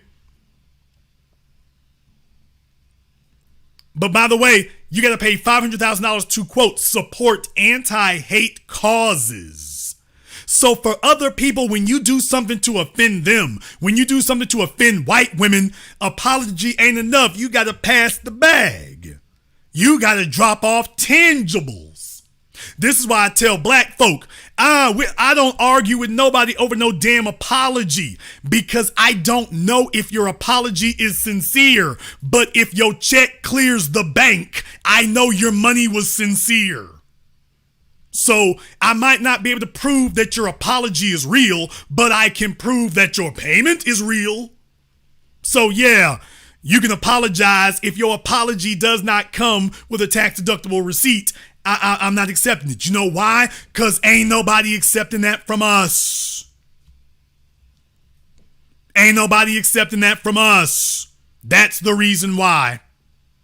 Of course, they got all they buck dancing Negroes out here doing what they do. Boy, their feet is just going. Their feet are just going. Reggie Miller is trying to hold on to his little ass commentating job. He's trying to hold on to his little ass job. Do you see this headline? Reggie, this isn't gonna age well, brother. Reggie Miller, I just want to let you know, this isn't gonna age well. This ain't gonna age well, Reggie. I don't know why you think you feeding Kyrie to the wolves and they ain't gonna come for you. Reggie, they always got a tripwire to get you with. You trying to slide Kyrie under the bus. Dude, you might as well get another sheet ready for yourself to get up under there. Might as well get another one. You might as well go get another one now, Reggie. What makes you think you gonna get away clean, dude? You think this is the way it works? Well, I was looking at Charles Barkley and Shaquille O'Neal. Okay, dude. When them folks ready to come for you, them folks ready to come for you. Reggie didn't get the memo. You can see the damn headline. TNT's Reggie Miller calls out NBA players on Kyrie Irving's anti-Semitic post. It's been crickets. And do you see the damn writer? Do you see the writer? Ma'am, I don't know what makes y'all think you're going to be able to get away. I don't know what makes you think that. I don't know what makes y'all think you're going to get away. But okay. All right, Miss Annalise Bailey. Okay, ma'am. If you telling yourself you're making a special slot for you, all right. The article says Reggie Miller called out players for their lack of response to Kyrie Irving and his anti-Semitic comments on social media. Last week, Irving tweeted a link to the film Hebrews to Negroes. Miller, a former NBA star turned basketball commentator, spoke his mind during TNT's broadcast of the Chicago Bulls Brooklyn Nets game Tuesday night. Quote, "In years past, this league has been great because the players have led the way and they have strong voices," said Miller. When former Los Angeles Clippers owner Donald Sterling stepped in it, when Phoenix Suns owner Robert Sarver just recently stepped in it, our voices in the basketball community and our players were vocally strong in some type of discipline being handed down or be gone. The players have dropped the ball on this case. When it's been one of their own, it's been crickets. Did you get that? The players have dropped the ball on this case. When it's been one of their own, it's been crickets. Y'all, Reggie Miller really does believe he can save himself. He really does believe he sells the rest of us out, he can save himself. All right. He goes on to say here, the NBA Players Association, which Irving currently serves as vice president of the executive committee, released a statement on Monday, but did not include Irving by name. Now, I want to finish reading Miller's comment. I'm sorry. Miller continued his thoughts with disappointment that players haven't called out one of their own. Quote, "It's disappointing because this league has been built on the shoulders of the players being advocates." Why didn't he say on the shoulders of black men? Why didn't he say that? "This league has been built on the shoulders of the players being advocates," Miller said. Right is right and wrong is wrong. And if you're going to call out owners, and rightfully so, then you've got to call out players as well. You can't go silent in terms of this for Kyrie Irving. I want to hear the players and their strong opinions as well, just as we heard about Robert Sarver and Donald Sterling. Now, I got a question right now. I'm not no big basketball fan like that, but as I remember, Reggie Miller was always considered a soft nigga. I'm not no big basketball fan. Don't ask me about no stats. But of what I remember of Reggie Miller, wasn't Reggie Miller one of them little soft dudes? Am I wrong? To my basketball heads, if I remember correctly, wasn't Reggie one of the little soft dudes? Like, he didn't get respect from the other players. Didn't Reggie used to play during the days of Latrell Sprewell? Correct me if I'm wrong. If I'm wrong, y'all know I don't do organized sports, team sports. I don't do that. But wasn't Reggie Miller playing back when Latrell Sprewell and Allen Iverson were on the court? Am I wrong? To my basketball heads, am I wrong or am I right? He was out there when G's were on the court. He was out there during the last era of the real G's on the court, and Reggie didn't get no respect. Y'all correct me if I'm wrong. Y'all correct me if I'm wrong. If I'm wrong, I'm wrong. I ain't nothing about him being a beast on the court. I'm talking about respect. I'm talking about respect. Y'all correct me if I'm wrong. But as I remember, I ain't no basketball head like that, but I remember Reggie wasn't no head buster. Come on now.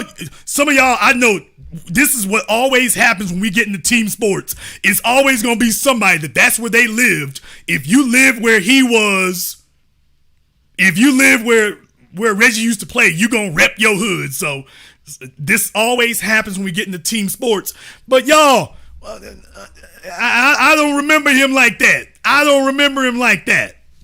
I don't remember that. I don't remember that. I don't remember the kids talking about, boy, I wish I could be Reggie Miller when I grow up. I don't remember that. I don't.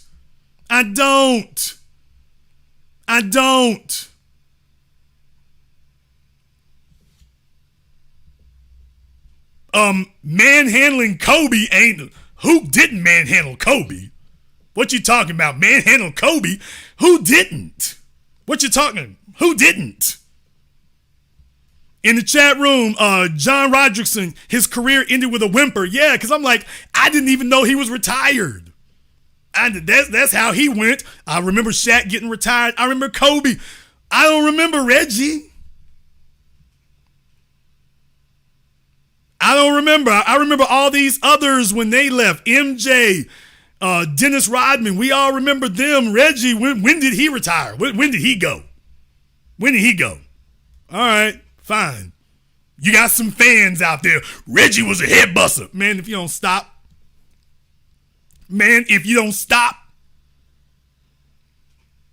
Y'all, we got some folk in the chat room talking about Reggie was a head buster. Really? Really? I'm not talking about putting no 3-pointers. You got some dudes in the chat room talking about Reggie was a gangster on the court. I know you working on your comedy career. I know you're working on your comedy career. They're just trying to troll. They just trying to troll. So you just trolling. Man, if you don't quit, stop. You're embarrassing yourself. You're not embarrassing me, and you're sure not fooling me. So you're embarrassing yourself right now. I suggest you stop. What I will say is all the dudes who didn't get genuine respect on the court or afterward, they feel like they ain't gotten genuine respect. Looking at you, Charles Barkley.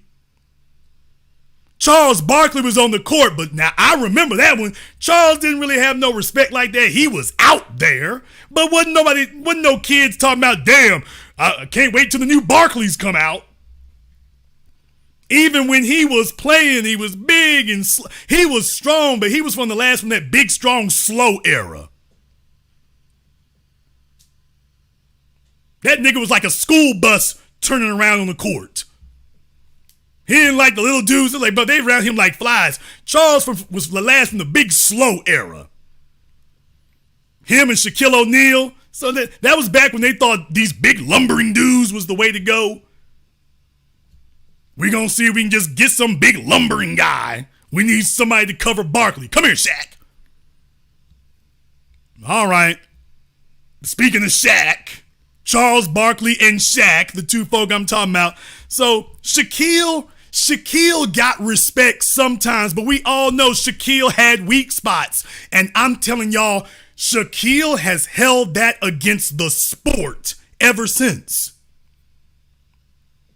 Shaquille, he couldn't do free throws? He was useless for free throws? He could slam dunk anything, but then again, yeah, an elephant can slam dunk if you put him right up under the goal. But as far as anything else, he wasn't Mr. Three-pointer. Shaquille O'Neal could throw them elbows and muscle his way to the goal. But as far as being this artistic, surgical player like MJ, like Kobe, like LeBron, Shaq didn't have that. So I'm telling you all, Shaquille has been salty about that ever since. He knows he doesn't get that same level of respect. So in his eyes, he should be up there with Jordan, and he sees himself, I should be on the same level, but he knows that the public doesn't see him that way. So that's why he talks like this. I'm telling you all, that's why he talks like this. Because in his mind, y'all never gave him the respect he was due. Yeah, you gave him respect, but you didn't give him what he felt he should have had. So that's the problem. You didn't give him what he felt he should have gotten. So now that he gets to talk about people, now he gets to talk about other players, now he gets to talk about the league, now he gonna sit here and spend his time behind the microphone knocking everybody else down. Wasn't none of y'all as good as me? I was the best out there. None of y'all were as good as me. Every time you turn around, he putting up his hands to show his rings. Every time you turn around, we've all seen them old niggas at the job trying to live off of what they did back in the 70s. We all seen them. So every time you turn around, Shaquille is sitting up here. Take a look at my rings. Hey, you know what you don't have? You don't have these rings. You know what you don't have, Shaquille? A 3-point average. So he's never gotten the level of respect that he feels he was entitled to. So now that he's no longer playing, he just spends all his time knocking everybody else down. That's why every time something happens, we like, okay, who are the two we waiting on? There's three names we waiting on. Stephen A. Smith, Charles Barkley, and Shaquille O'Neal. Even Jason Whitlock was halfway correct. But the three names we all wait for now, if something go down, it's like, okay, any minute now, here they come. Stephen A. Smith, Charles Barkley, Shaquille O'Neal.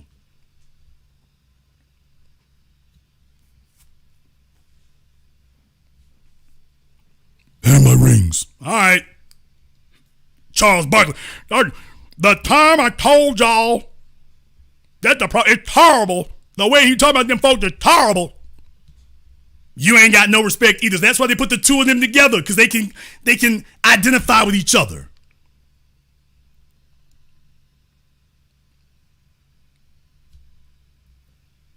So if you all want to know where all that animosity and all that saltiness is coming from, Shaq never got that respect like he felt he should have gotten. Reggie Miller has never gotten the respect like that. So now they sitting on the sidelines and off code as hell. So they ain't got nothing to lose. Hey, how many of you think less of Reggie Miller after reading this? Show of hands in the chat room. Everybody who is heartbroken. If Reggie Miller was your hero. And you are really disappointed in Reggie. If you thought Reggie was cut different, if you thought Reggie was better built than this, and you're disappointed, give me a thumbs up emoji in the chat room. If you ain't really, if this is exactly what you thought Reggie was, or if it doesn't bother you because you never really cared about Reggie like that, give me the thumbs down in the chat room. If you are really disappointed about Reggie Miller doing this, it's like, Jason, I thought he was solid. If you're really disappointed because you thought Reggie was solid, give me a thumbs down in the chat room. If this is exactly what you thought he was, or it's like, Jason, it don't really bother me because nobody care about Reggie Miller. We didn't care about him when he was playing. Give me a thumbs up. I mean, a thumbs down. I got my things messed up here. If you are disappointed, give me a thumbs up. If you ain't, give me a thumbs down.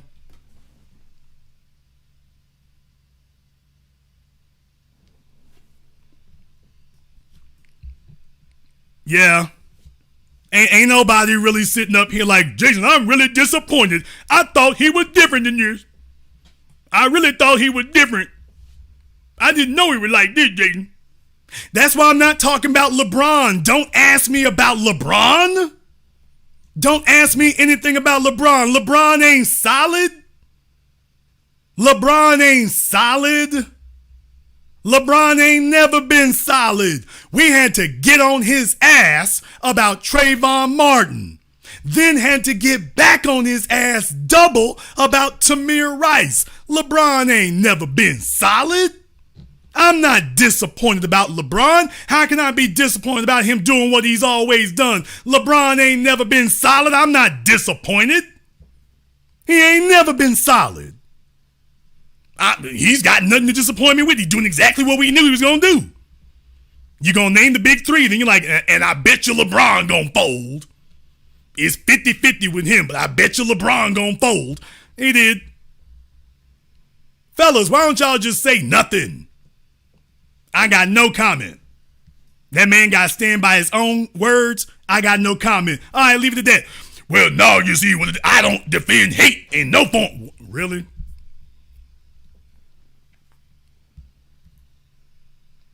All right.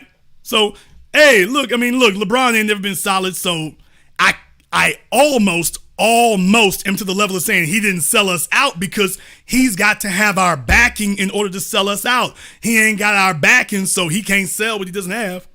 But LeBron's never been solid, so Strawberry, you right. LeBron is for LeBron. Whatever is in LeBron's best interest, that's what LeBron gonna do.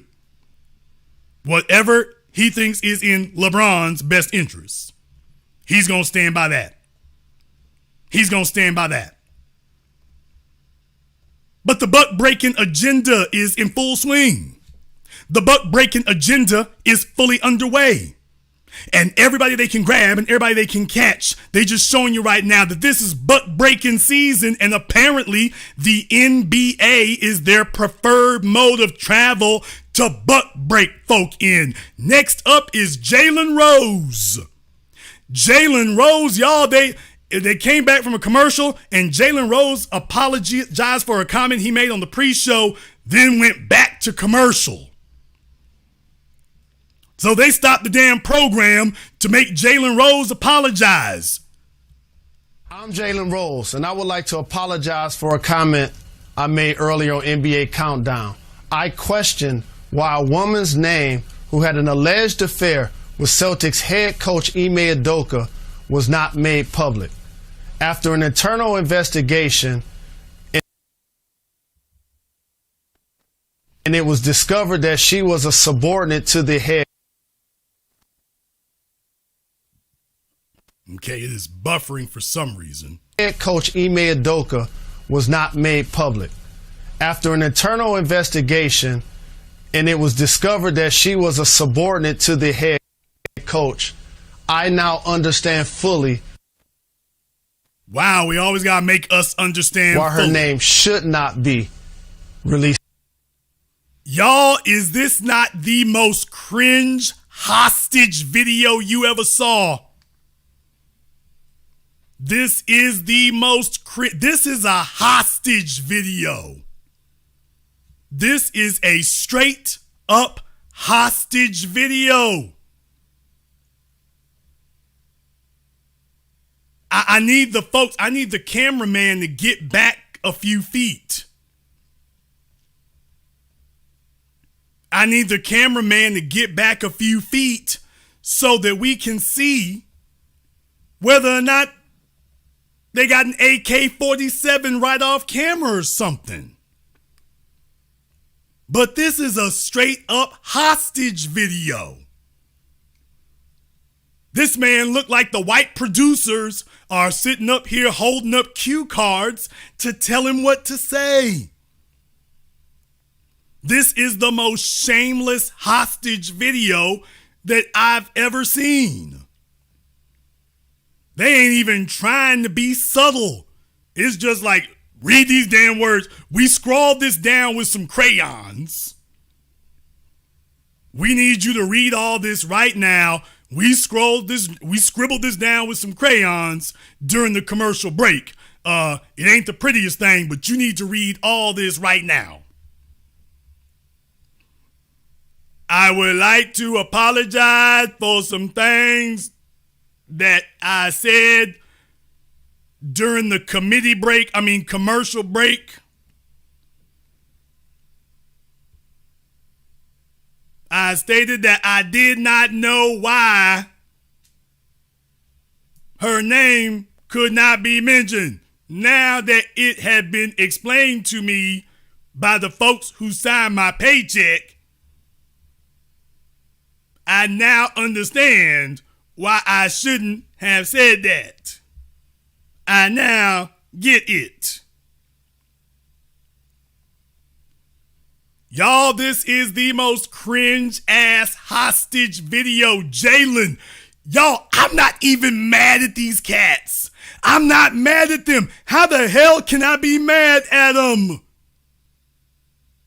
Y'all, they are grabbing every damn body right now. Do you understand? They ain't playing. I can't even be mad at them. We got full wholesale ass hostage videos going. Will Smith didn't look like this. Will Smith's hostage video apologizing looked better than this. Kyrie looks like them folks are sitting there aiming a rocket launcher at him. He looked like they got his mama tied up behind the cameraman. Jalen looks like they got his mama tied up in duct tape behind the cameraman. What Biggie say? Duct taping, yo fam, destiny lay in my hands, gat lay in my waist. It's like, wow, Jalen, is that a song or is that an autobiography? We need to check on all his kinfolk. I have a strange suspicion that we might need to check on them. We might have to do that. We might have to look and make sure everybody's okay. Jalen is looking like they got them all held hostage. I'm Jalen Rose, and I would like to apologize for a comment I made earlier on NBA Countdown. I question why a woman's name First of all, them glasses. I don't know why this thing keeps buffering. They hate me here. Shout out to DC, but they hate me here. First of all, them glasses. Now, I wear glasses. People, I ain't got no glasses that come down to my damn cheeks. Those look like welder's glasses. What? Who? Is this the new designer stuff? I ain't trying to make fun of him and everything. I'm like, first of all, these glasses. I'm like, Jalen, okay, I wear glasses too, dude. I've been wearing them all my life. I'm wondering who in the hell. Is that all they had at Vision 1? Were those the only ones they had? And they put them on TV with those? Okay. Were those the only ones they had at Vision for Less? Those were the only frames they had? Jalen, they didn't have anything else? Nothing? All right. I'm Jalen Rose, and I would like to apologize for a comment I made earlier on NBA Countdown. I question why a woman's name who had an alleged affair with Celtics head coach Ime Udoka was not made public. After an internal investigation and it was discovered that she was a subordinate to the head coach, I now understand fully why her name should not be released to the public. Y'all, this is buck breaking. This is buck breaking. So let me get this straight. Kyrie Irving has to apologize for asking a question about black folk being the original Hebrews. Now Jalen Rose has to apologize for asking a question of why wasn't her name released. Being somebody's subordinate, this wasn't a crime. There was no crime committed. There's no crime being committed and there's no damage being done. She was cheating on her damn husband. How is it that we can talk about Ime Udoka, but we can't talk about the subordinate cheating on her husband? She's not in any danger of anything. It was a consensual relationship. What you talking about? She was his subordinate. That's a consensual relationship. That woman could have gone and gotten him fired 8 ways from Sunday. What in the hell you talking about? That's a legitimate ass question. This wasn't a crime. And even if you agree with the idea of naming the accused, somebody does sexual assault and you name the accused but not the accuser, because we've all seen with the Banks case that goes all kinds of wrong all the time. But what the hell we talking about? What the hell we talking about?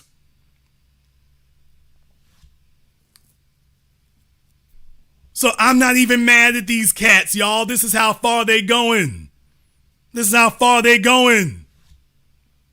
If them glasses were any bigger, they need windshield wipers. This is how far we going with it now. So I just want y'all to be aware. Man, they pulling out all the stops. They pulling out all the stops now. Anybody and everybody, we grabbing them. So this tells you in their eyes, black folk are getting too uppity, getting too powerful, and we've been checking white supremacy too damn much. We've been checking white supremacy too much, so now they're like, anytime they have an opportunity to make an example, they gonna do that.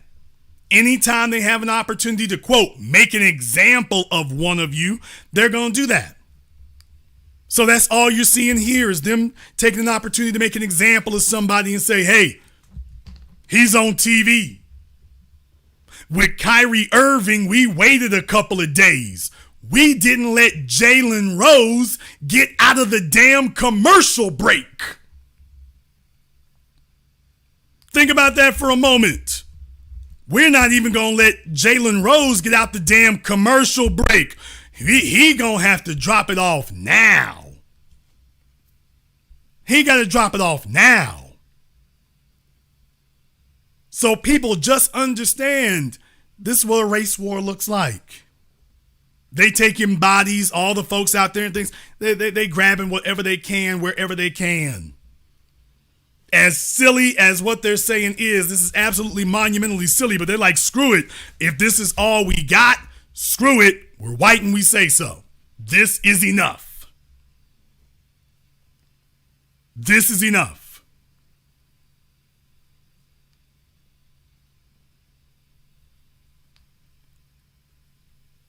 Buck breaking in full effect, so it must mean you're doing something right. Big shout out here to everyone who came to DC and checked it out. Big full event, lot going on. The needle has officially moved. And I want to thank all of you for taking part in it. Even if you didn't show up, I thank all of you here for supporting it. I'm saying thank you. But what I'm saying here is this is the kind of thing that we need to be seeing more of. So even if you didn't, thank you for supporting it. It was good to see. I think folk got a lot out of it here, and I hope that I've done my part tonight in articulating in excruciating detail why it is that this is necessary, why this is that this is what we're doing, why this is that this is the way we've been going. Because when you take a look at everything that's been going on, they're telling us that black folk ain't got no issues. We don't have any issues. Exactly what's happened to Kyrie and Jalen. That's the reason why black folk as a group got to have tangibles. We have to have tangibles as a group, specifically to protect us against this kind of thing, because these two guys in the NBA, this kind of stuff happens to black folk in more extreme forms every single day. Every single day. Every single day. So we've done our part here tonight. I want to thank everyone who has contributed to support tonight's program here on PayPal, CashApp, Super Chat. Thank you all for showing up here tonight. And if you are new here to the Black Channel, welcome to the haven of intelligent black thought. We do this every weekend. Click that red subscribe button. Click that yellow notification bell. Make sure to check that you are still subscribed. Remember, YouTube involuntarily unsubscribes people from this channel to try to keep our numbers low. Make sure you check and double check that you are still subscribed to this channel. And if you haven't been to our website, blackchannelfilms.com, you want to go there and check out our groundbreaking best-selling documentary work, 7 a.m. Gentrified Race War, all available on DVD, on streaming on Amazon. Go to blackchannelfilms.com. That is blackchannelfilms.com.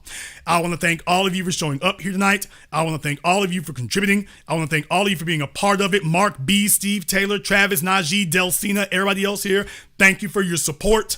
And this concludes tonight's broadcast of the Black Channel. I am your host, your brother, your humble servant, the Black Authority. And until next time, my brothers and my sisters from around the world, remember, black is the future, and the future is uncompromising.